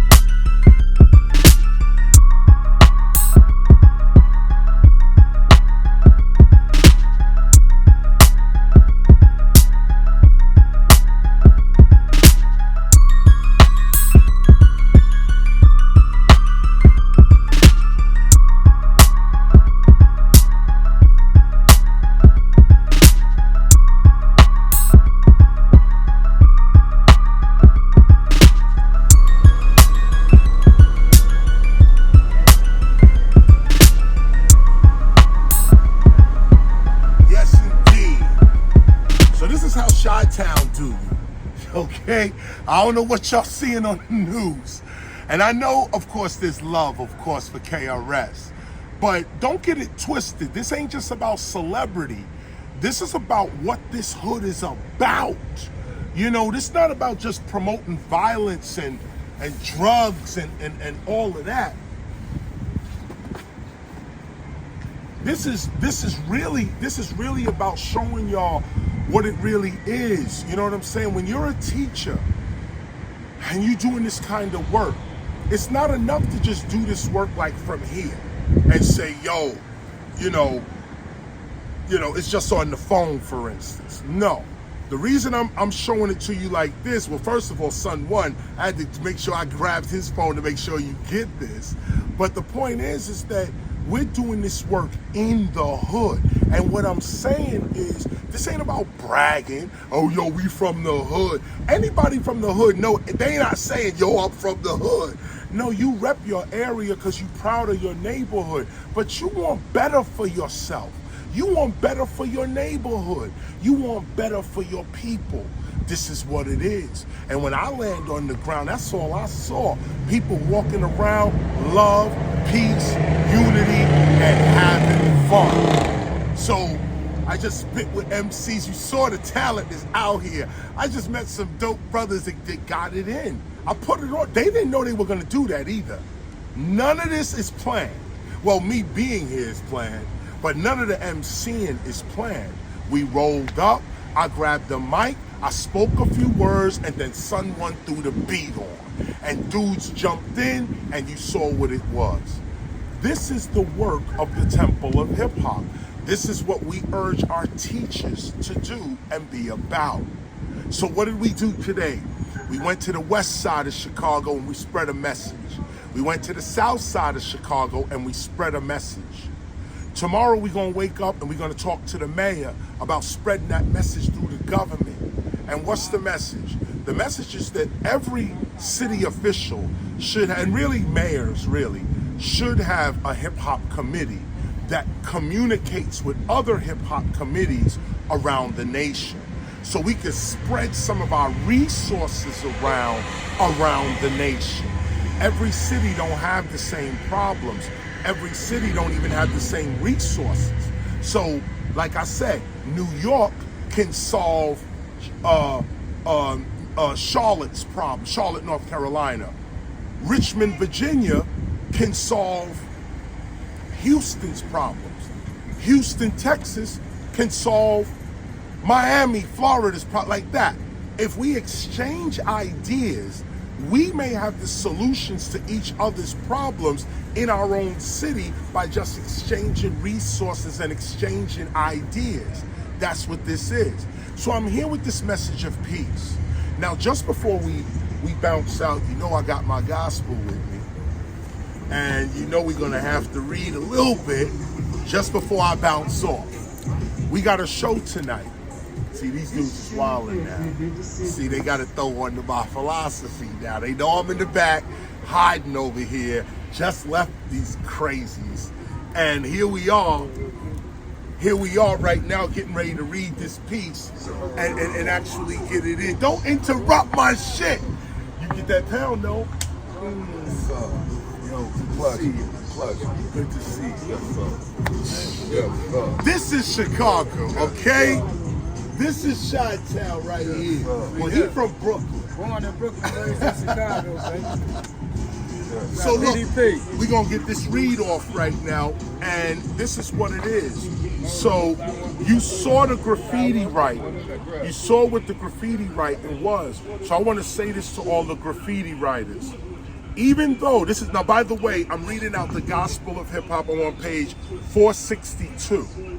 Okay, want to hit you with this.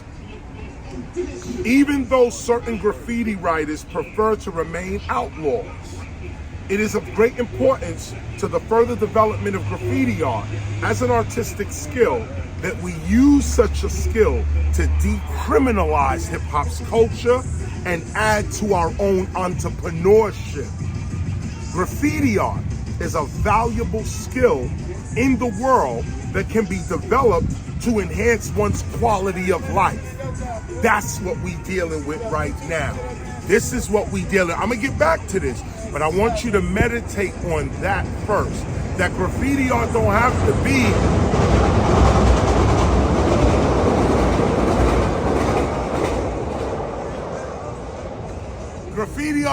to be on the side of the train illegally. That's what it was, and that's how we started.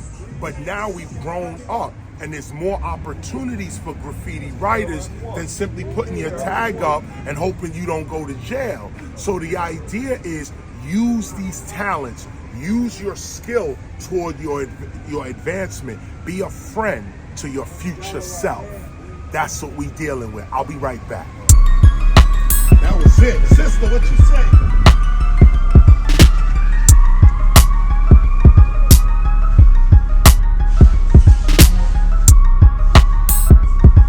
That's right. And to think this was done in a couple of hours. You know, artists knew that I was coming through, and they just whipped this up. 50th anniversary of hip hop, KRS, boom, Last Master. This is better than any award you could possibly achieve. This is the award. This is the validation right here. And our subject today, of course, is graffiti art. And we're talking about graffiti art today and lifting it up out of that mode of being called vandalism. We're going to read a little more about that. Just in our last break, in our last segment, we was talking about, I read a piece out of the Gospel of Hip Hop about the importance of graffiti art and not just looking at it as an outlaw kind of thing. Matter of fact, you know what? Let me just go ahead and grab that for you real quick. We were looking at the Gospel of Hip Hop, and we was talking on page 462, And one thing that I noticed about Chi-Town as well, Chicago, here, and as you notice, you know, as we was giving this lesson, brothers were walking around, the music's blasting, of course, but look at this, the community responds to you. Now, of course, yes, there's celebrity, KRS and all of this stuff, but it could just as easily go the other way too. And get the fuck out of our hood, you know, all of that. It could go down like that too. And also, judging by the news media, you would think that's what it is. You would think that people are walking around here just angry and mad all day, and crime is going on, and this is what it is. And this is one thing I hope that we are showing in this particular broadcast, that Chicago is a beautiful, beautiful place. Even the hood of Chicago is a beautiful place. But like anywhere, like any hood, people get into arguments, people get into all types of stuff, and the violence does occur. Domestic abuse, you know, theft, and like I said, like I was teaching today, depression, oppression, you not being able to get your goals achieved. Maybe the school teacher is still teaching Christopher Columbus discovered America. You know, things like this also aid in the aggression of a person or the hostility of a person. So the one thing we came here to do is also listen. Whenever you come to a place like this, you know you gotta learn. It's actually to your advantage to learn. But we're also coming with inspiration and hope, and coming with solutions as well, I should say. But I was getting ready to say a vision that hip hop should unite in these areas. I'm starting with a mayor's office, a Mayoral Hip Hop Committee, that all mayors of urban areas where hip hop is dominant should have a hip hop committee, and we could spread these resources around. So this is the main part of why we're here, even in Chicago. Yes, we're here to spread peace. Yes, we are here to inspire our people. Yes, we are looking at MCs get it in, graffiti writers putting it down, DJs doing their thing, even Double Dutch, they was getting it in. And that's one of the early elements of hip hop. Big up the Chi-Town for keeping that alive and real. And all the Double Dutch artists out there, get your skills up and make sure you hot too, because Double Dutch is about to come back as well. So we saw a little bit of that as well. And also keep your ear and your heart on the pulse of the street. You know, it's just as an artist, even how rewarding it is to come into the hood of some hood, any hood really, to just come into the hood and see talent. Yo, this is the latest talent. This is what's going on right now. This is what's coming up right now. Now you go back and you write your rhymes. Now you go back and you put your DJ mix together, or you sketch out that painting. You know what you got. You have focus now. You know what you got to do. So I'm over here now at the page 462 of the Gospel of Hip Hop, and I'm going to read the paragraph I just read, but I'm going to continue down as well. And you'll see the theme that we're coming with graffiti writers. Graffiti art does not have to be a criminal act. We grew up. It's time for us to get this bread now, rocking this art.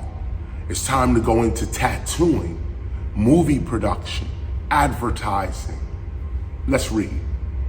I'm on page 462 and I'm in paragraph 147.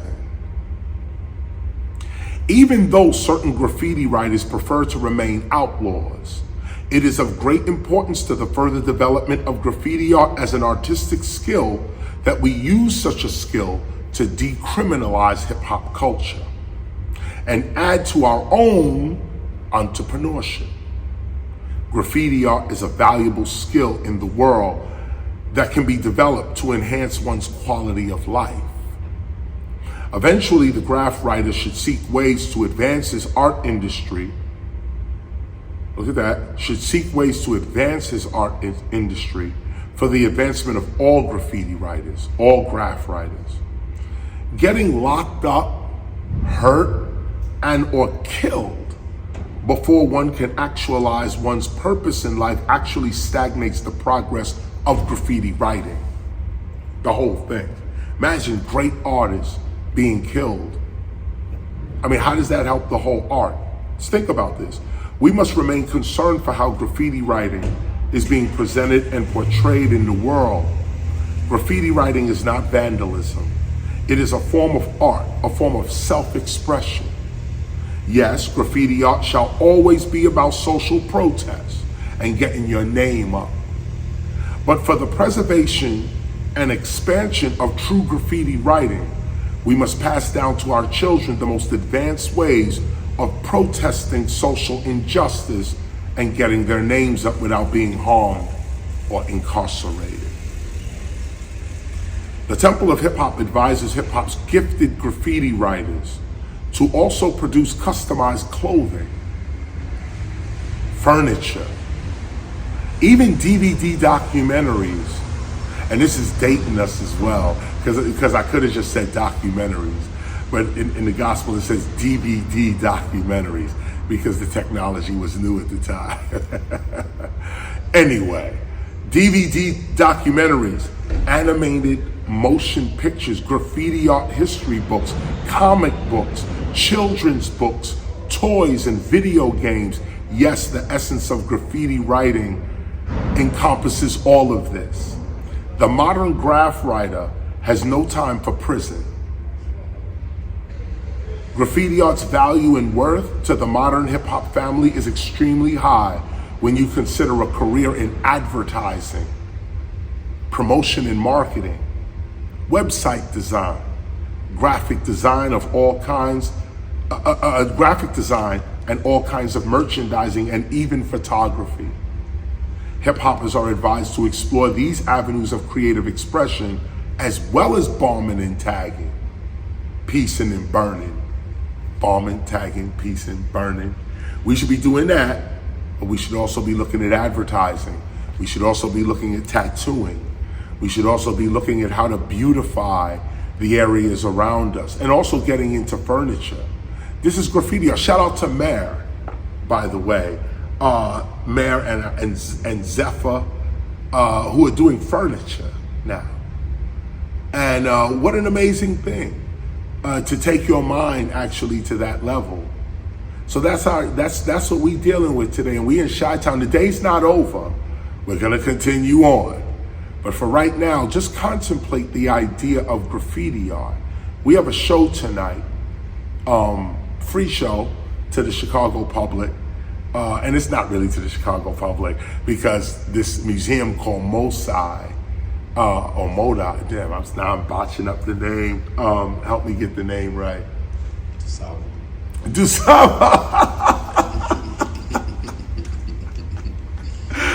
You start. Where did I get Mosai from? You know what? Mosai is, I think, in Europe. Anyway. DuSable. So we're going to the DuSable Museum here in Chicago, and they're giving out tickets. They're the ones who are giving away tickets to this. You have to RSVP to get in, and as you can see, I'm just learning about the museum now. We only been on the phone. But the point is that what a great place to be, you know, to perform in a museum. And I just told the museum yesterday through phone and email that they should go ahead and put 100 tickets up for sale. They didn't know they could do that. I said, I'm coming through for a free performance. They just opened up the space and did it like that. But then I said, come on, let's raise some money for the museum as well. And so they ran ahead to do that as well. So I hope everybody, joins in on that. But it was great. It was absolutely great. Today was a wonderful day.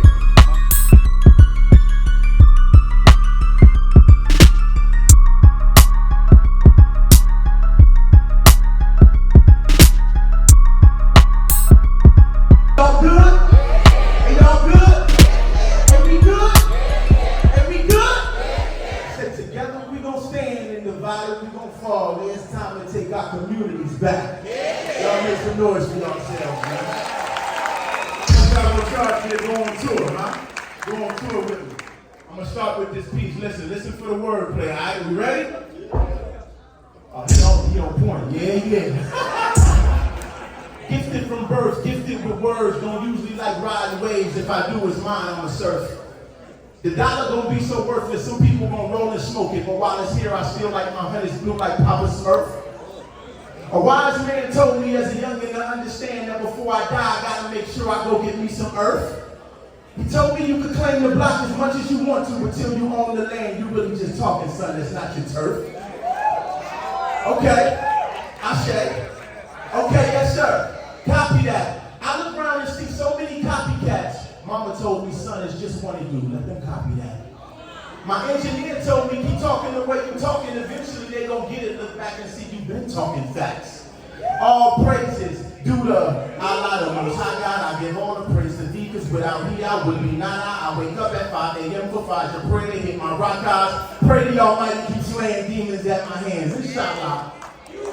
You know. I'm making some noise, presence felt everywhere I go. Sophisticated masculine frequencies everywhere I go. Calculated mathematical movements every time we roll. Ain't nobody stepping like the soldiers. I've been around, I know. Yeah, yes sir. Prefer to play chess, but I just could smoke them at checkers. My brothers won't let me in till they do their advance first. Behavior analysis, checkers, toning is gestures. Tenfold, we really like that. So priceless, my integrity won't let them buy that. Men of God, but you aggressor, said in his name, we gon' fight back. They not built like they say they built in them verses. Why they write that? They general's not like ours. It's all about where you get your stripes at. Make some noise.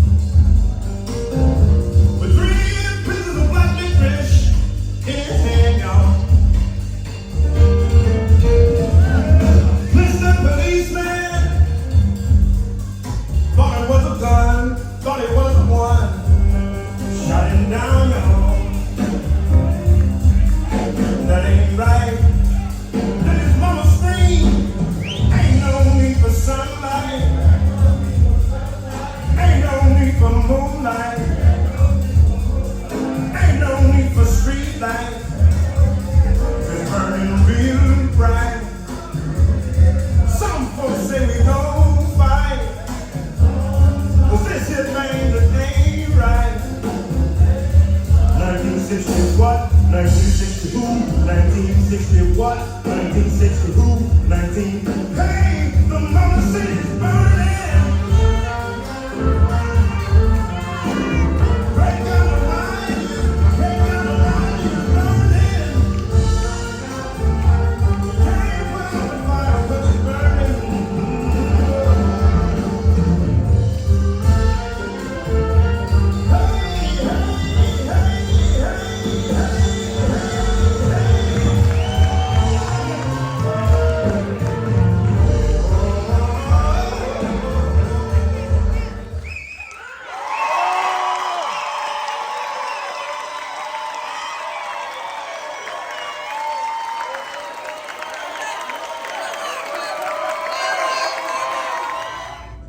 When one person sees another person's culture, they wake up.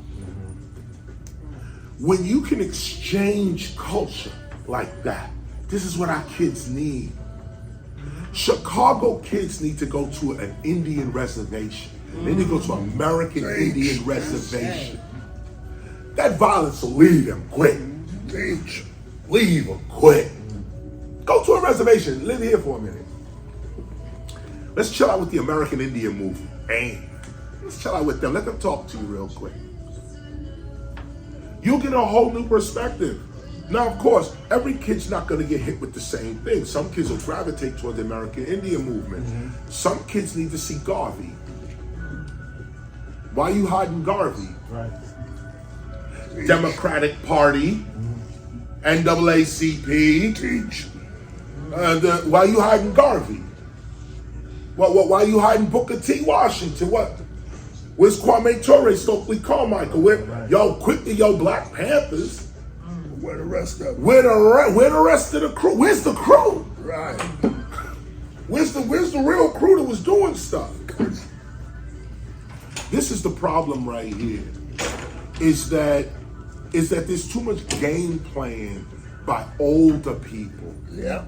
We blaming it on the kids, but they kids. What they know? What a kid know? Okay, they 14, 15, 16, 21. Right. Okay, even 25. When you get to 35, you're gonna look at 25 like, what was I doing? Oh God, we all go through it. So why now we 45, 55, we don't see that? We don't know that our kids gonna bug out, trying to find their way. It's called immaturity. They're immature, they go to maturity. So where are the elders? Where are the wise men and women in a community that guides our kids? The only way our kids can be doing what they're doing is because the elders have dropped the ball. 100%. Dropped the ball. And the first elder to drop the ball are the churches. When the churches are corrupt, there's no hope. Like you said, keep hope alive. How? If God is not effective, what is? Right. I mean, come on now. If all of the universe is not effective, okay, if the omnipotent, what we call the Most High, if the Most High is not effective, we're hopeless. It's hopeless. And we need to start looking at that word, hopeless. Not keep hope alive. Hopeless. It's hopeless. So how do we make that reconnection, right? You're doing it right now. This room is full of the reconnection right now. But this room is underfunded. Everybody in this room, their organization needs some money. Everybody in this, but the question is, why? Why the good work not getting funded, but the evil is?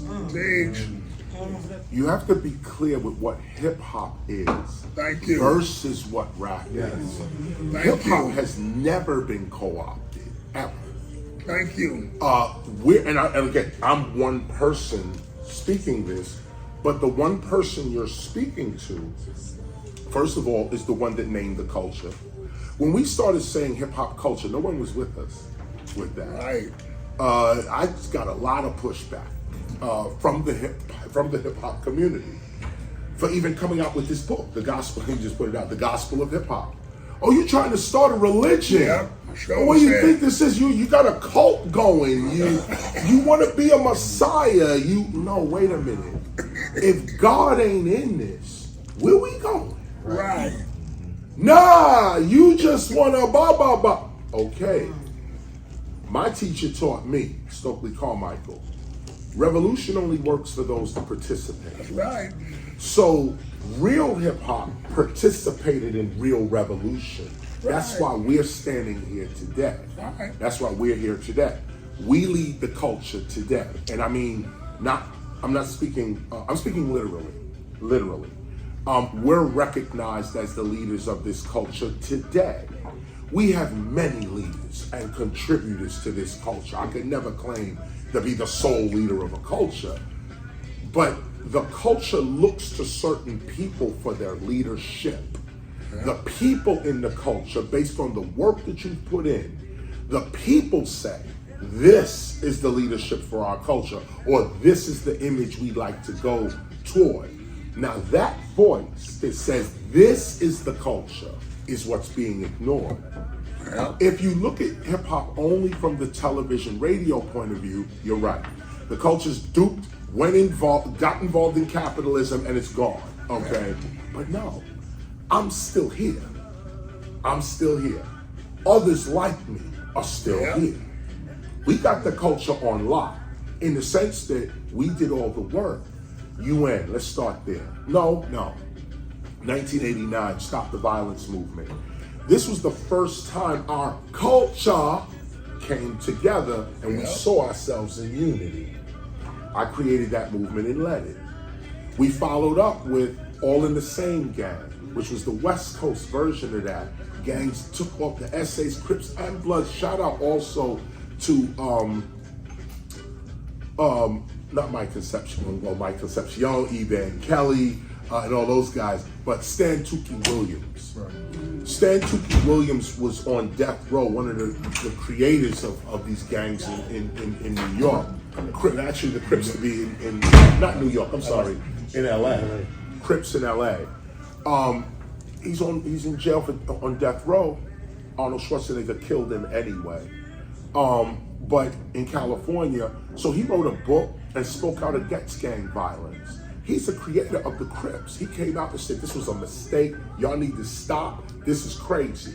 The core members of the Crips stopped. I was there when the rags came off. Everybody was there. It was like a miracle went down in LA. A year later, I'm not gonna say CIA, I didn't say FBI, I don't know who. Crips are back now. A new Crips, a new blood, a new essay. They get all of the time. They get all the time on the news. They get them taking off the rag didn't get no airtime. 1 or 2 stations maybe, but nothing on national, nothing. But the minute the new Crips come, they get national press on this. Almost like they had a publicist pushing this, advertising this back to the kids. So then the LA community says, well, the gangs are still here. The gangs are still, no, they're not. The real gangs, the creators of the gang movement denounced it, took off rag, shook hands, and said, we about peace. The creators of it. Yeah. Now this other group comes and sides with death and destruction, and this is what we say now is what happened to gangs and gang culture. Hip hop is going through the same thing. The originators of the culture have already established peace, love, unity, safely having fun. Yeah. Hip hop was about breaking up, seeing graffiti or DJing, knowledge, and overstanding. We already established this. No airplay, no airtime, nothing. What we gonna promote? bitches and hoes. That's what we gonna deal with over here. So now everybody says, hip hop is this now. That's the culture. As this is the culture. Y'all sold out into this, yo, and it looks like that. It does. Look at it. That's you calling this hip hop. What you're speaking to seems to be above what we are about. This sounds like a governor's conversation. Sounds like a senator conversation. In the sense that you say, where are the programs? Okay, so it's difficult for black men to convince black men to join the police force. One thing off the top of my head, like right now, like if you said, Chris, I'd like you to join the police force right now, I would have a hesitancy, not because of you, but because of the court system. The police have nothing to do with this, with my hesitancy. It's the courts. We know everybody make mistakes, but if the police are not held accountable for their mistakes, it's like, well, then there's no law, there's no justice, there's nothing. The George Floyd Justice and Policing Act still ain't passed, but everybody else's anti-violence bills have been passed. Okay, everybody, all kind of groups are getting passed. But when it comes to the issues of black men and what we're dealing with, it seems like our issues can never get passed. I don't think that's an issue for the police. I think that's a larger issue with the courts, government. There are black politicians in that conversation. Legislators All right, so that was the Hyatt Place here in Chicago. And this concludes our stay here in Chicago. It was wonderful. You know, just was talking backstage with the chief of police and so on. And what a wonderful conversation. I mean, here we are talking abolition of the police, defunding the police. And then you meet with the police and you realize they're your brothers too. You realize that they on the ground too, making it happen. And the same way, and this is what we got out the meeting. One or two people are defining the whole of things. So with hip hop, the cops are looking, and the chief said, he said, cops look at Twitter and TikTok and BET and whatever else too. And what they're seeing is an out of control culture. And it's like, that's what people are saying is hip hop. They're saying, well, whatever comes on TV, that's what hip hop is. So you seeing crime, drug sales, guns going off, all type of lewd behavior, irresponsibility, and you a police officer, how are you supposed to deal with that? And so now you look at the cops, and one or two of these dudes acting stupid, and it's not even one or two, you know, it's a lot, because it ain't no one or two in our community either. It's like, let's say 10%, even 20% of us are making it worse for the rest of us.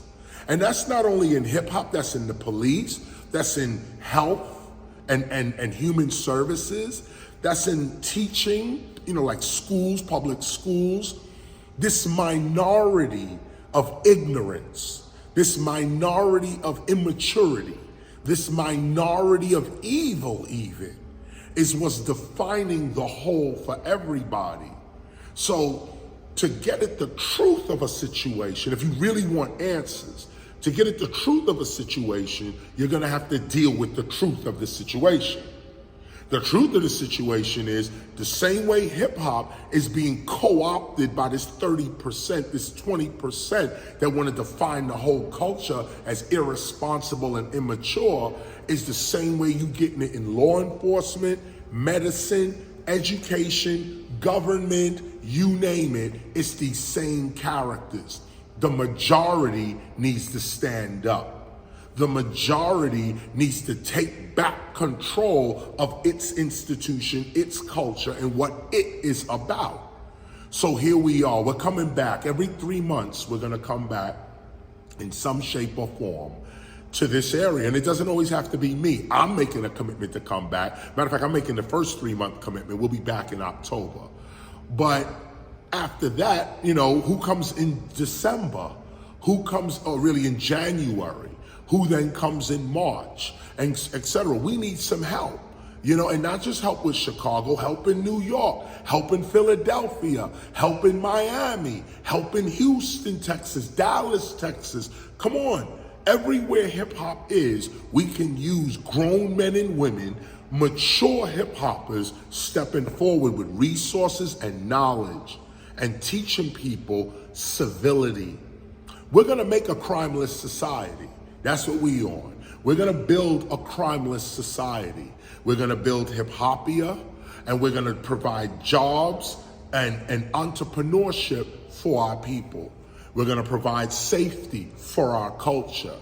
But to do that, you gotta sit down. You gotta sit down with gangbanger. You gotta sit down with cop. You gotta sit down with teachers. You gotta sit down with lawyers and unions as well. Unions were in the house as well. Got to talk to a few of them. But what's the point? The point is a lot of the good work is not getting heard. The good work is not getting funded. The good work is not even being rewarded or validated.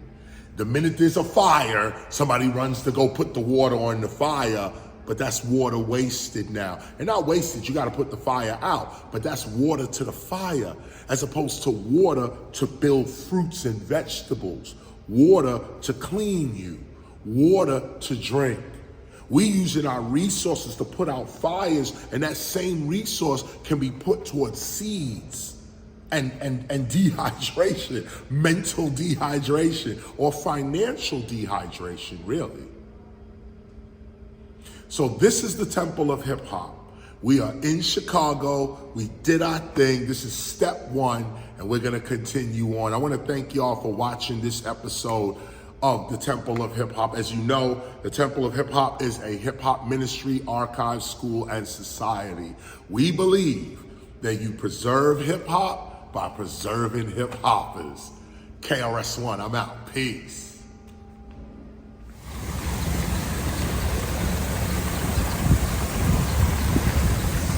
One of the reasons we went to Chicago is because I know Chicago. I know the streets of Chicago. That's not all that's going on in Chicago. Chicago has all type.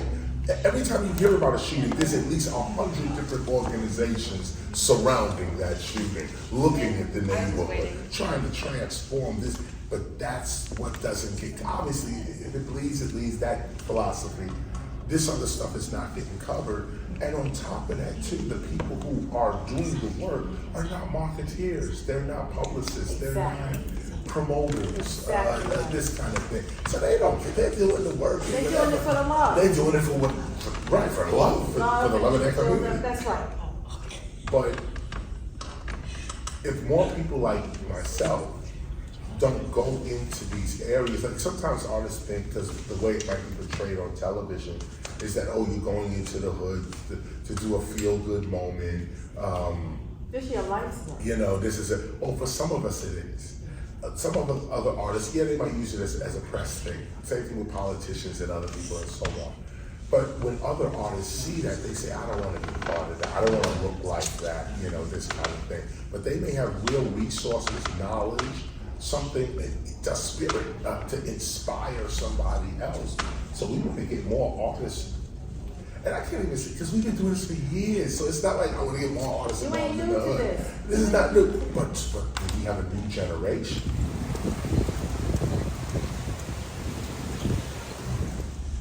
From the South Bronx to City Hall, we're so happy to be here with KRS-ONE, the legend, and I'm gonna call you Chris if that's yes, okay. Please. That's what everybody Please, calls you. I'm so happy you're here in City Hall to support the mayor's big announcement of all the concerts in honor of the 50th anniversary of hip hop. You are an integral part of the 50th anniversary, right where it was born in the Bronx. Yeah. Talk to us about what the legacy of hip hop means to you. You know, there's that key word, legacy. That word, when you say legacy, you also link in the word heritage, tradition, history, even precedence. These things matter in the creation of culture. Now, we met hip hop, everybody met hip hop as a music genre. So there was rap music. Some of us saw the breaking, the graffiti art, breakdancing, graffiti art, DJing, and so on. But over the years, we've now grown and expanded into a specific kind of lifestyle that surrounds these arts. So now we have a certain fashion, language, a certain knowledge, a body of knowledge that creates, how would I say, street entrepreneurialism skills, where we have learned how to survive against a whole bunch of odds thrown against really all urban communities. Hip hop is a success story. The legacy that hip hop holds is that first, you can do anything with your mind. That's the first thing. The second thing is that you can overcome anything with perseverance, consistency, excellence. People say, I'm only human, and put themselves down. People say, nobody's perfect. If we strive for perfection, that's called excellence. No, nobody's perfect, but what about excellence? What about loving what you do? You was just saying, we just drove here, so you say, we must be exhausted. Not at all. Not at all. If you love what you do, you never work a day in your life. Ancient saying, you know what it is. The legacy of hip hop is peace, love, unity, and safely having fun. This is what we live. This is what the 50th anniversary is all about. This is what matters. And you are a fierce defender of hip hop's legacy, especially right there at 1520 Cedric Avenue. And it's important to you that hip hop be spelled capital H. Yes. Explain why. Oh man. Wow, you just hit me in the head with that one. Yes, indeed, because take a look at this. Yes, it is important that hip hop begins, let me put it this way. Yes, it is important grammatically that hip hop is viewed as a proper noun. It is important that writers, journalists, anyone writing, even attorneys to that extent, begin to approach hip hop as the global culture that it is. Like I said, we started as a music genre. You can spell a music genre in lowercase letters if you so choose. But music genres don't have rights. Music genres don't have principles, histories, customs that should be repeated for the preservation of the so-called genre. By spelling hip hop with a capital H, that is capital H, lowercase IP, space, capital H, lowercase OP. What you're doing is you're raising us up to the level of community. You're raising us up to the level of culture. Culture has rights. Community has precedence, history, legacy, and so on. So if you really love the culture, spell it with 2 capital H's, hip hop. It's the name of our group, nation, and culture. Let's talk about Boogie Down Productions. Yes. And let's talk about your music, the South Bronx. I mean, so many hits that you've churned out over the years. Take us back to the beginning when little Chris was walking the streets and you had a difficult childhood. Talk about that. You know, I start out like most kids in New York City, and I don't brag about this. What am I about to say? We started in poverty. Most of us come out of single-parent households. Our mothers raised us. It was New York, the 70s. Vietnam War was still even going on during that time. My mother was moving around. We went from Harlem to Brooklyn to the Bronx, back to Brooklyn. We was all over New York. But miraculously, one of the places that my mother was staying at, or we were staying at in 1973, was a place called 1600 Cedric Avenue in the Bronx. So there I am, playing in the park, playing on Cedric Avenue, riding what was then called a big wheel, up and down the block, okay? It was yellow. It was a yellow.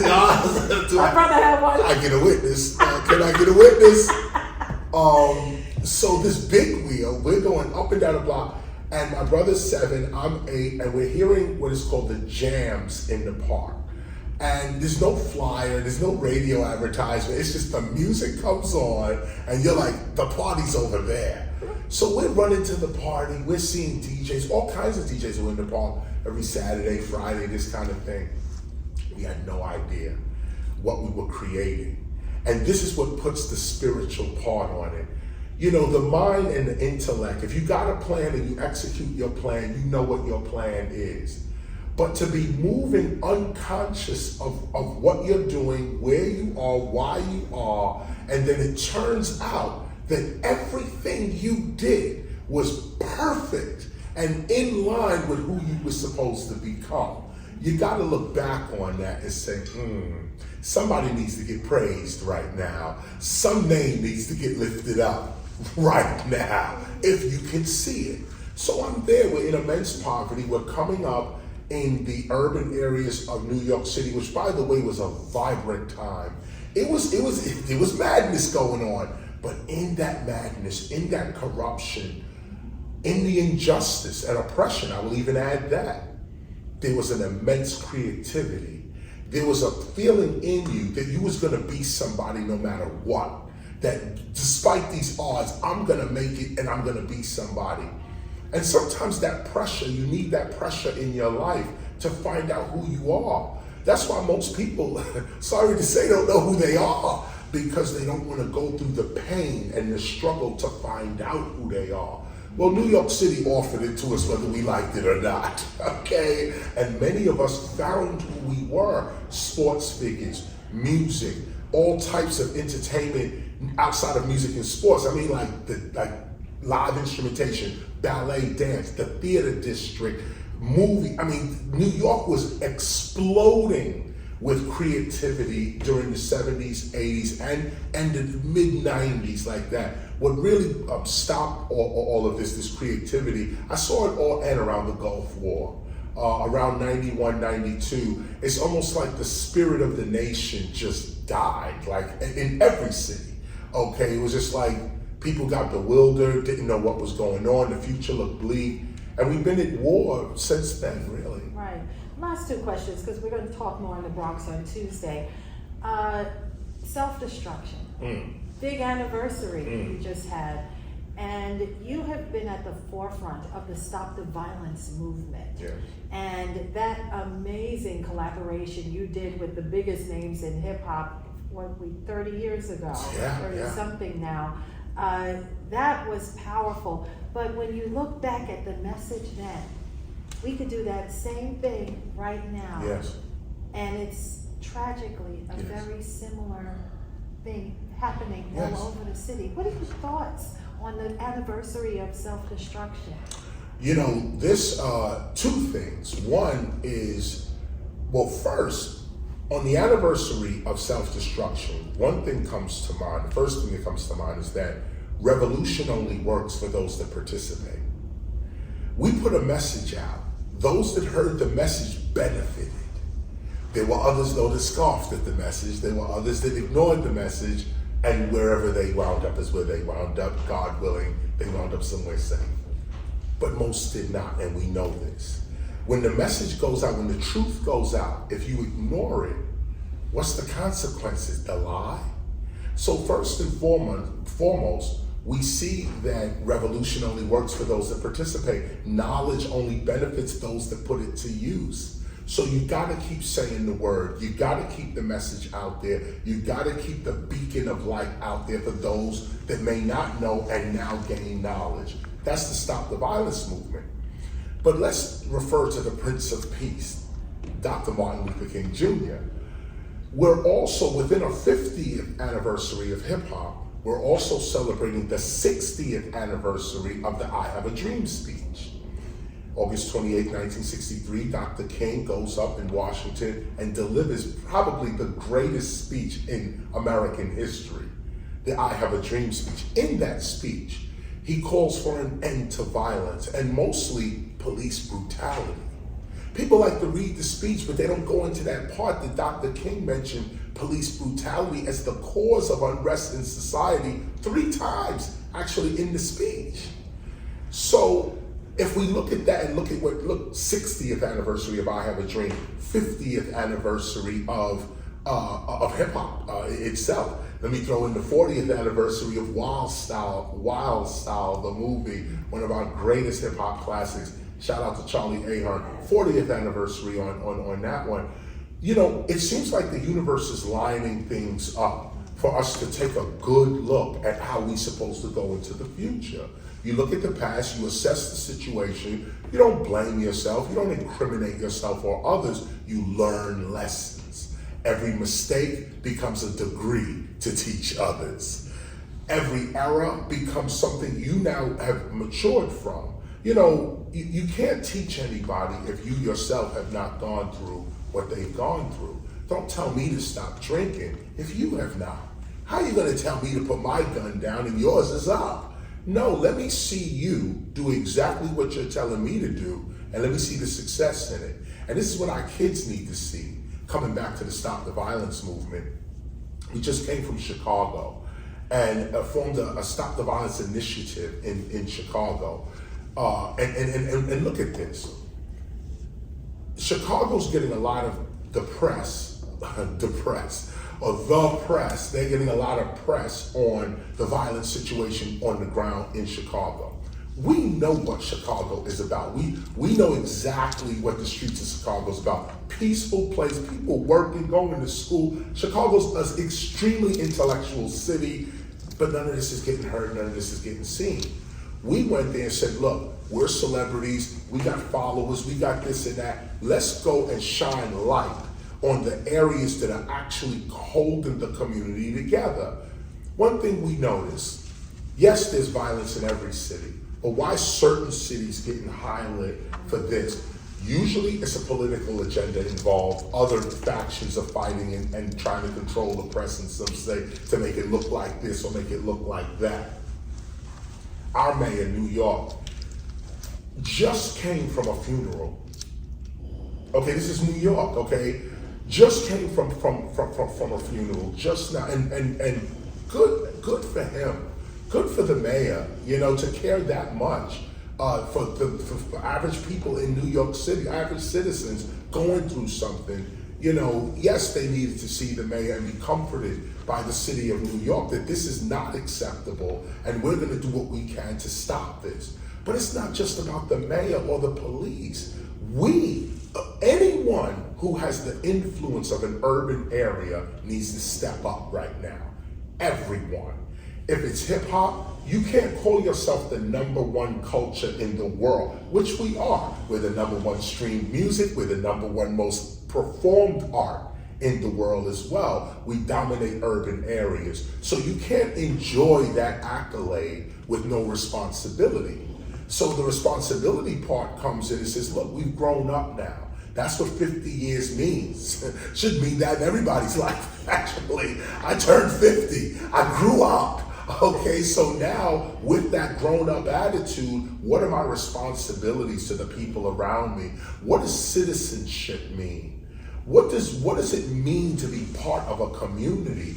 If we have anything to do with the violence going on in urban areas, let us speak up and speak out and speak loudly against it. Let's grab our own people and educate ourselves past the crazy we see in the streets. That's what it means. And that's what you've been doing for pretty much your entire career in hip hop. And I want to thank you for this interview. Wow. It was an honor. Knowledge reigns supreme. Come on. Thank you, Chris. Thank you.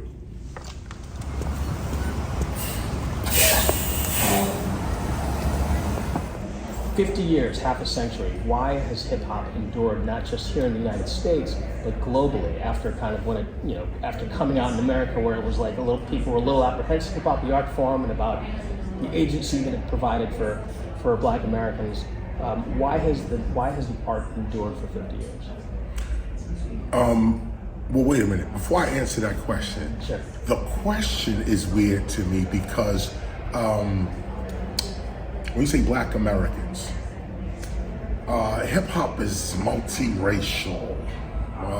We give the credit to Black Americans, but there's a Puerto Rican element, there's an Irish element, Greek element, and the graffiti part, Take It, 183, you know, and a whole bunch of other people.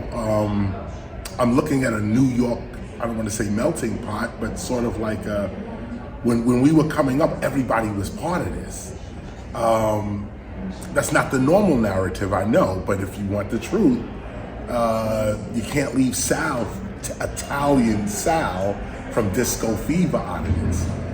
Mike Goldberg, Jewish Mike Goldberg from Latin Quarters, he's just as much hip hop as I am. These were major players, all the record company executives that put the music out. These dudes was in the clubs doing their thing. So the question, if you could just rephrase it. Yes, and thank you for that insight, because that in and of itself is a great answer. So why has hip hop endured, not just in America, but globally? Before you answer that, I'm just going to close the door here. Throughout the globe. 50 years in, hip hop has endured around the globe and within the United States, mainly because hip hop is last of the human skills. I know we treat hip hop as an entertainment, and it is, parts of it is. But when you look at breaking, MCing, graffiti art, DJing, the core 4 elements of hip hop, these are also human skills. Breaking is dance. Dance is at the beginning of human consciousness. MCing, rhythmically speaking in spoken word, the beginning of human consciousness.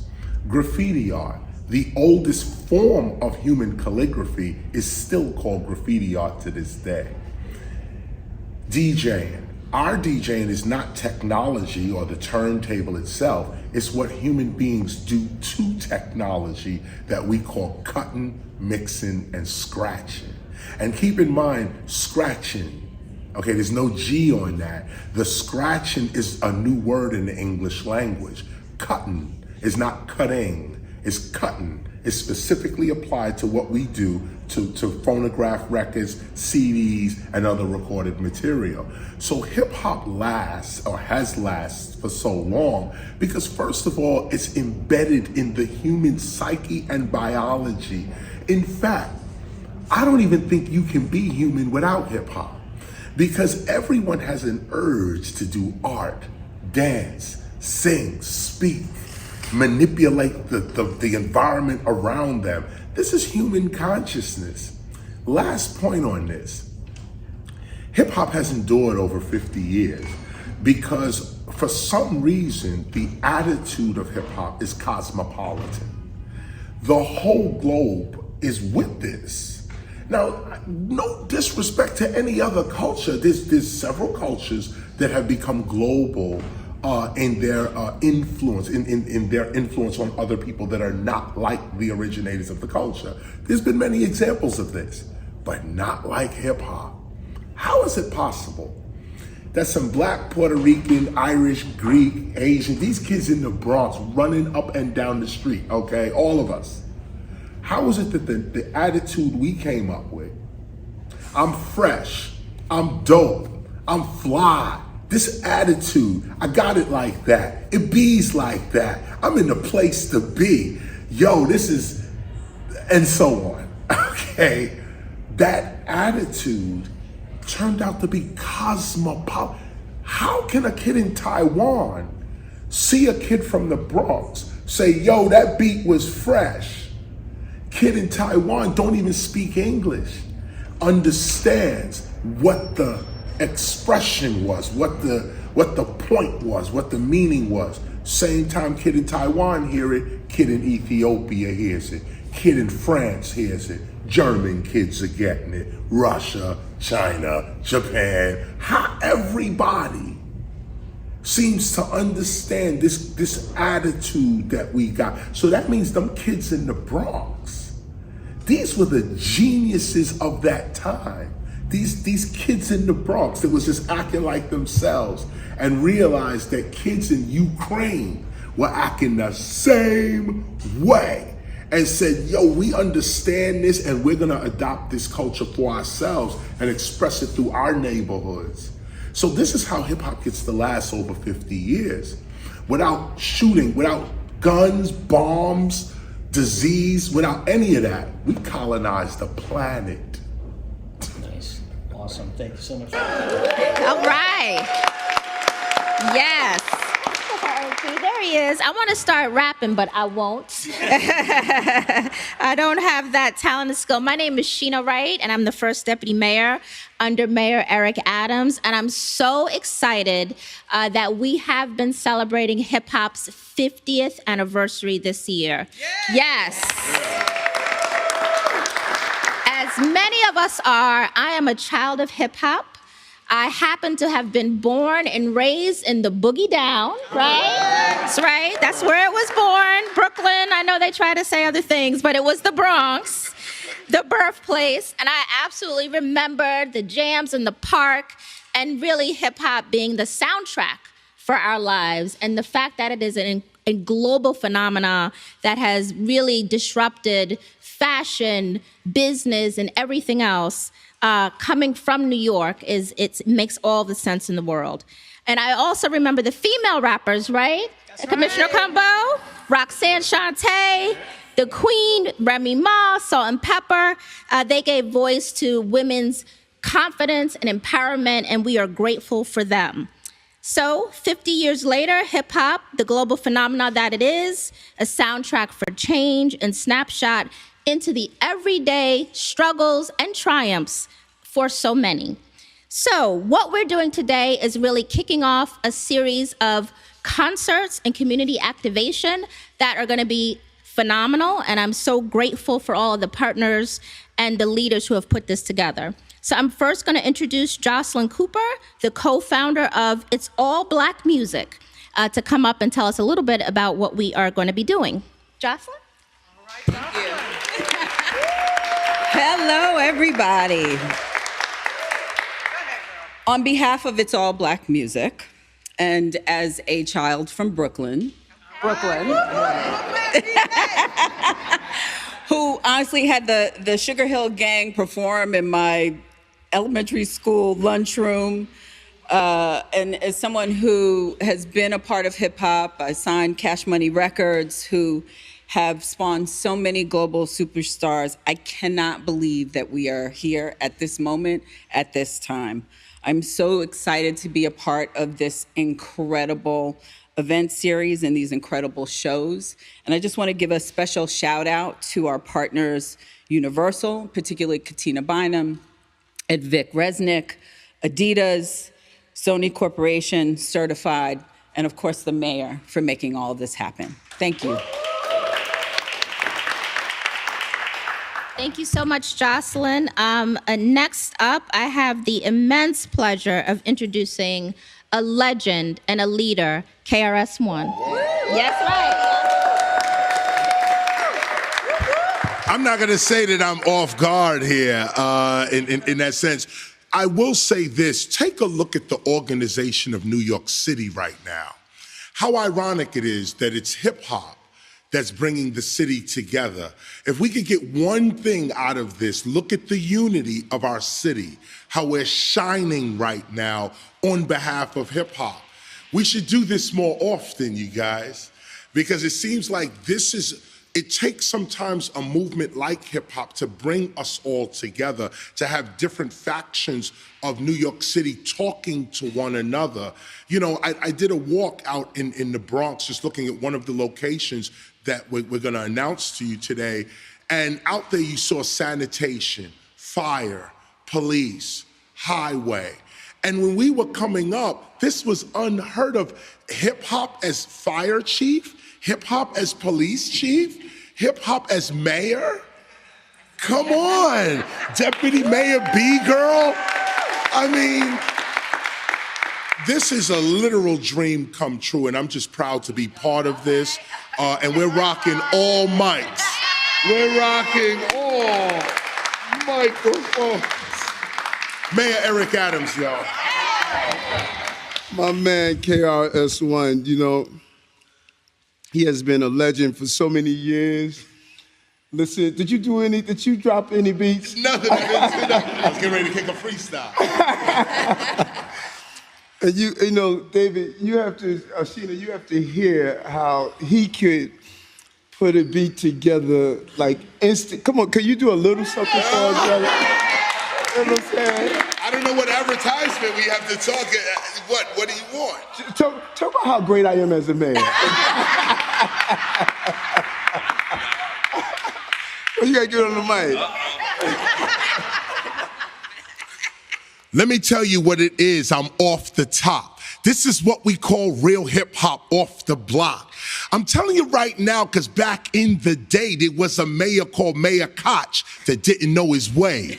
He had us looking, he said war on graffiti, had us running all up and down the whole city. But 20 years later, guess who popped up?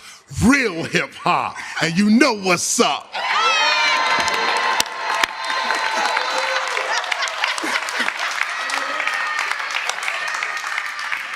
You know, and going back in time, I don't know if it probably was in the 90s. KRS-ONE did a beat called Black Cops. Black Cops, they don't even pay you a lot.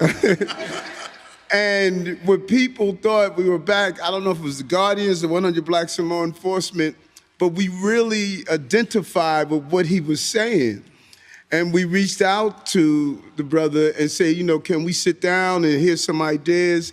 And we had a good conversation on where he was bringing that music and that song from, that beat from.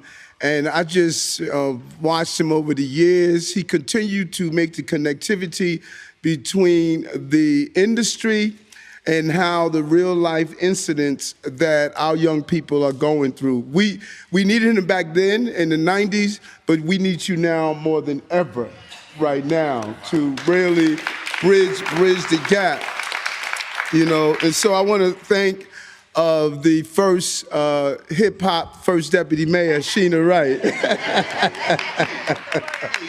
You know, and the first hip-hop cultural affairs commissioner, you know, Laurie Cumbo. You know, and the whole crew. We got a couple of firsts up here, you know, who are doing their thing. You know, and think about it. August 1973, in an apartment at 1520 Sedgwick Avenue in the Bronx, a back-to-school jam hosted by brother and sister Clive and Cindy Campbell, featuring DJ Kool Herc, spill outside to the street. That night, Hip Hop and Block Party was born. For 50 years, think about it, 50 years, who would have thought hip hop would have brought us this far, from partying on the block to standing here at City Hall honoring these legends as the mayor of the city of New York. We've come a long way. And even as we think about Drake, we started from the bottom, now we're here. Now we're here. From the Boogie Down Bronx, Wu-Tang in Staten Island, to the pioneers in Queens, to the storytellers in Brooklyn and the clubs in Manhattan, it was told the story of New York City and our people in the inner cities. It just really amplified the voices of everyday young people, that artistic energy of taking what they were experiencing and turning it into an international phenomenon. And, you know, just standing here with my brother now and talking about it just really brings chills to those of us who use those songs to inspire us. I can remember over and over again, as I prepared, Dean, to study for an exam, I would play Fight the Power, you know. And to paraphrase A Tribe Called Quest, we are going to check the rhyme this summer with the ultimate block parties to celebrate 50 years of hip hop. In partnership with It's All Black Music Presents and Lisa Project NYC, we're going to host free block parties and activations and create hip hop murals across the city. New York should be celebrating a genre that we created. It gave birth here. We raised it on the streets of New York, and it has gone out to cascade throughout the entire globe. Again, these free events, they are also free to the city because take my hat off to Universal, Adidas, Sony, Certified, the Recording Academy. They have donated talent to support all the parties and activation. These events will bring important DJs and artists to our neighborhoods to make our blocks hot. Artists such as legendary KRS-ONE, who I am just really proud to have him here with us today, and other great pioneers in this industry. These were unbelievable leaders, and we really want to lift them up.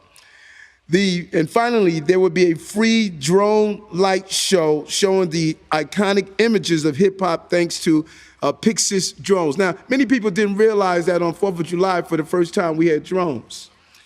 And when Macy came to me and said that they told them that we can't have drones in the city of New York, I said, this is not a city of no, this is a city of yes. And we had drones, and we will continue to have drones. All this, we have become so boring, brother. You know what I'm saying? You know, we have our swag back. And we don't say no to everything. We look to find ways of saying yes. And this is going to be an amazing hip-hop drone show, first of its kind in our city. And I'll say it over and again, if you don't know, now you know. New York City is the city of hip-hop. Before hip-hop, black and brown music was not out in front the way it is now. It was hidden, and in many cases, like jazz, it was forbidden. Right from the start, it was about more than just music. It was a call for change, giving voice to the black and brown experience. And when the music changed, New York City changed.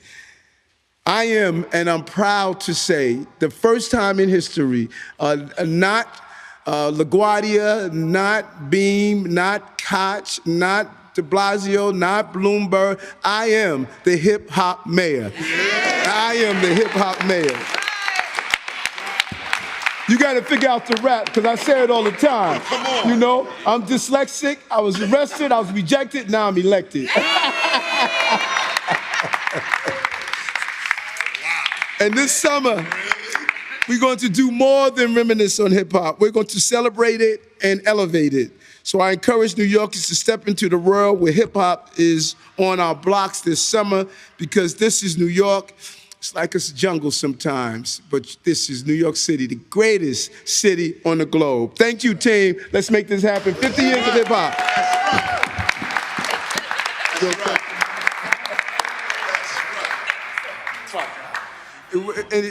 This is a hip-hop, you know, that's a hip-hop news person. We got a couple of hip-hop. Dean is hip-hop. Don't let them kid you. So, you know what I'm saying? You know, we got a couple of hip-hop folks here. Yeah. Listen, one of the originators in Sugar Hill gangs, the whole crew, man. A lot of history, and we need to bring that history out and to the open, and we have to go back to those pioneers so they can make paper from the industry that they created in the real way, you know? Listen, you know that? I was about to pull out my medallion. Yeah, come on, you wanna come on the mic, Eric B? Eric B for president. Eric, thank you. Thank you. But you know what, Eric, more than anything, I'll be remiss. Fred Buggs is sitting here. Fred Buggs is really responsible for us being here. We had the great record of Sugar Hill, which became a hit that everybody in radio played. But Fred Buggs played a Run DMC record and really broke through for us. And everybody, please give my brother Fred Buggs a hand. Here, my brother Peter Guns is here. We argue every day. No, don't clap for him. He's from the Bronx. We don't clap for Peter. He might get too hyped up. But thanks again, Eric Adams, for having us here. You know I got your back 110%. Everybody, thank you for coming out. I just want to wear one of the medallions. You can have them all. All right, wait. Any questions on the block parties before we bounce?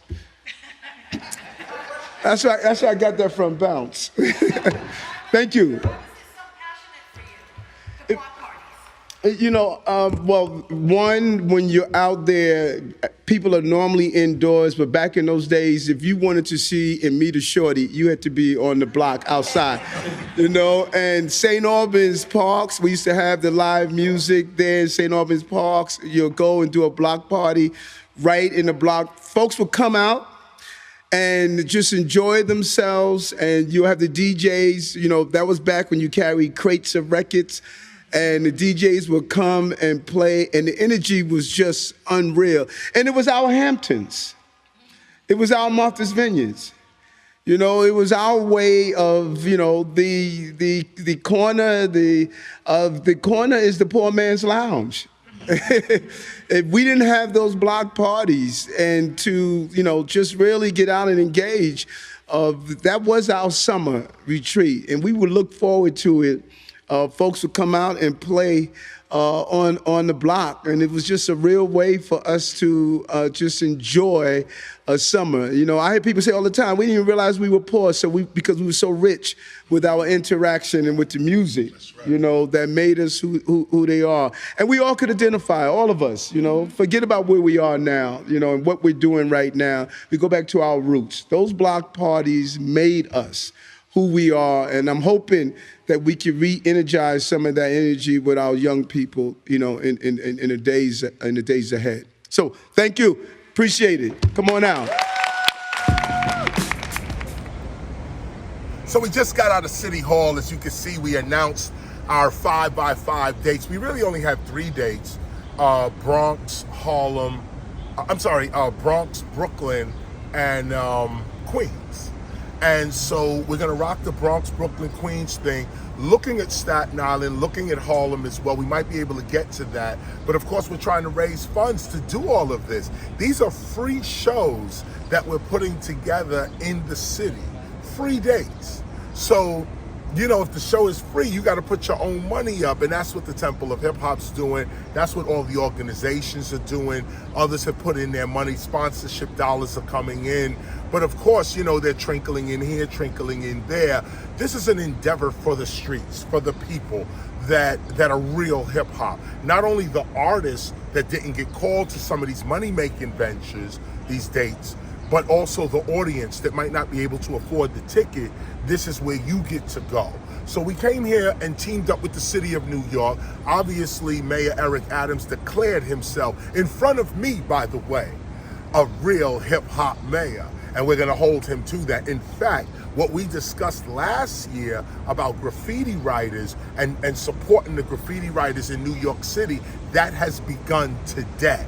That has begun today. We were talking about graffiti writing not being a criminal art. We was in Chicago.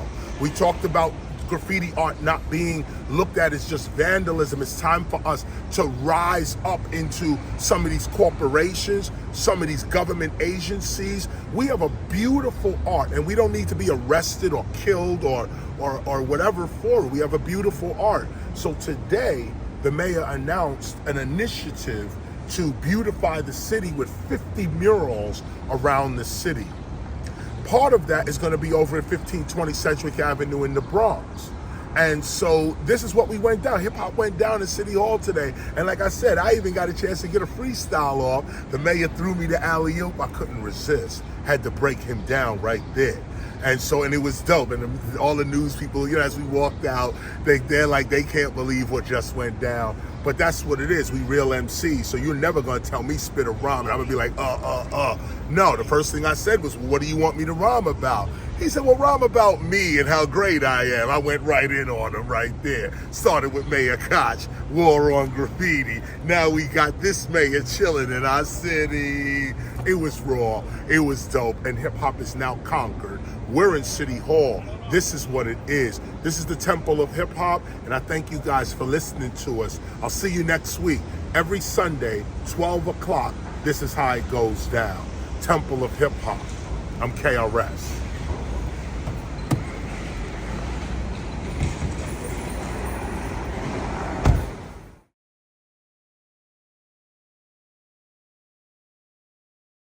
August 12th, 2023. Make sure you're in front of 1520 Sedgwick Avenue in the Bronx. Real MCs, breakers, DJs, graffiti writers. Shout out to the Tax crew. We're going to be doing everything that is involved with hip hop right there. The price of admission is free. And let us say that one more time. Free. Make sure you there, hip hop.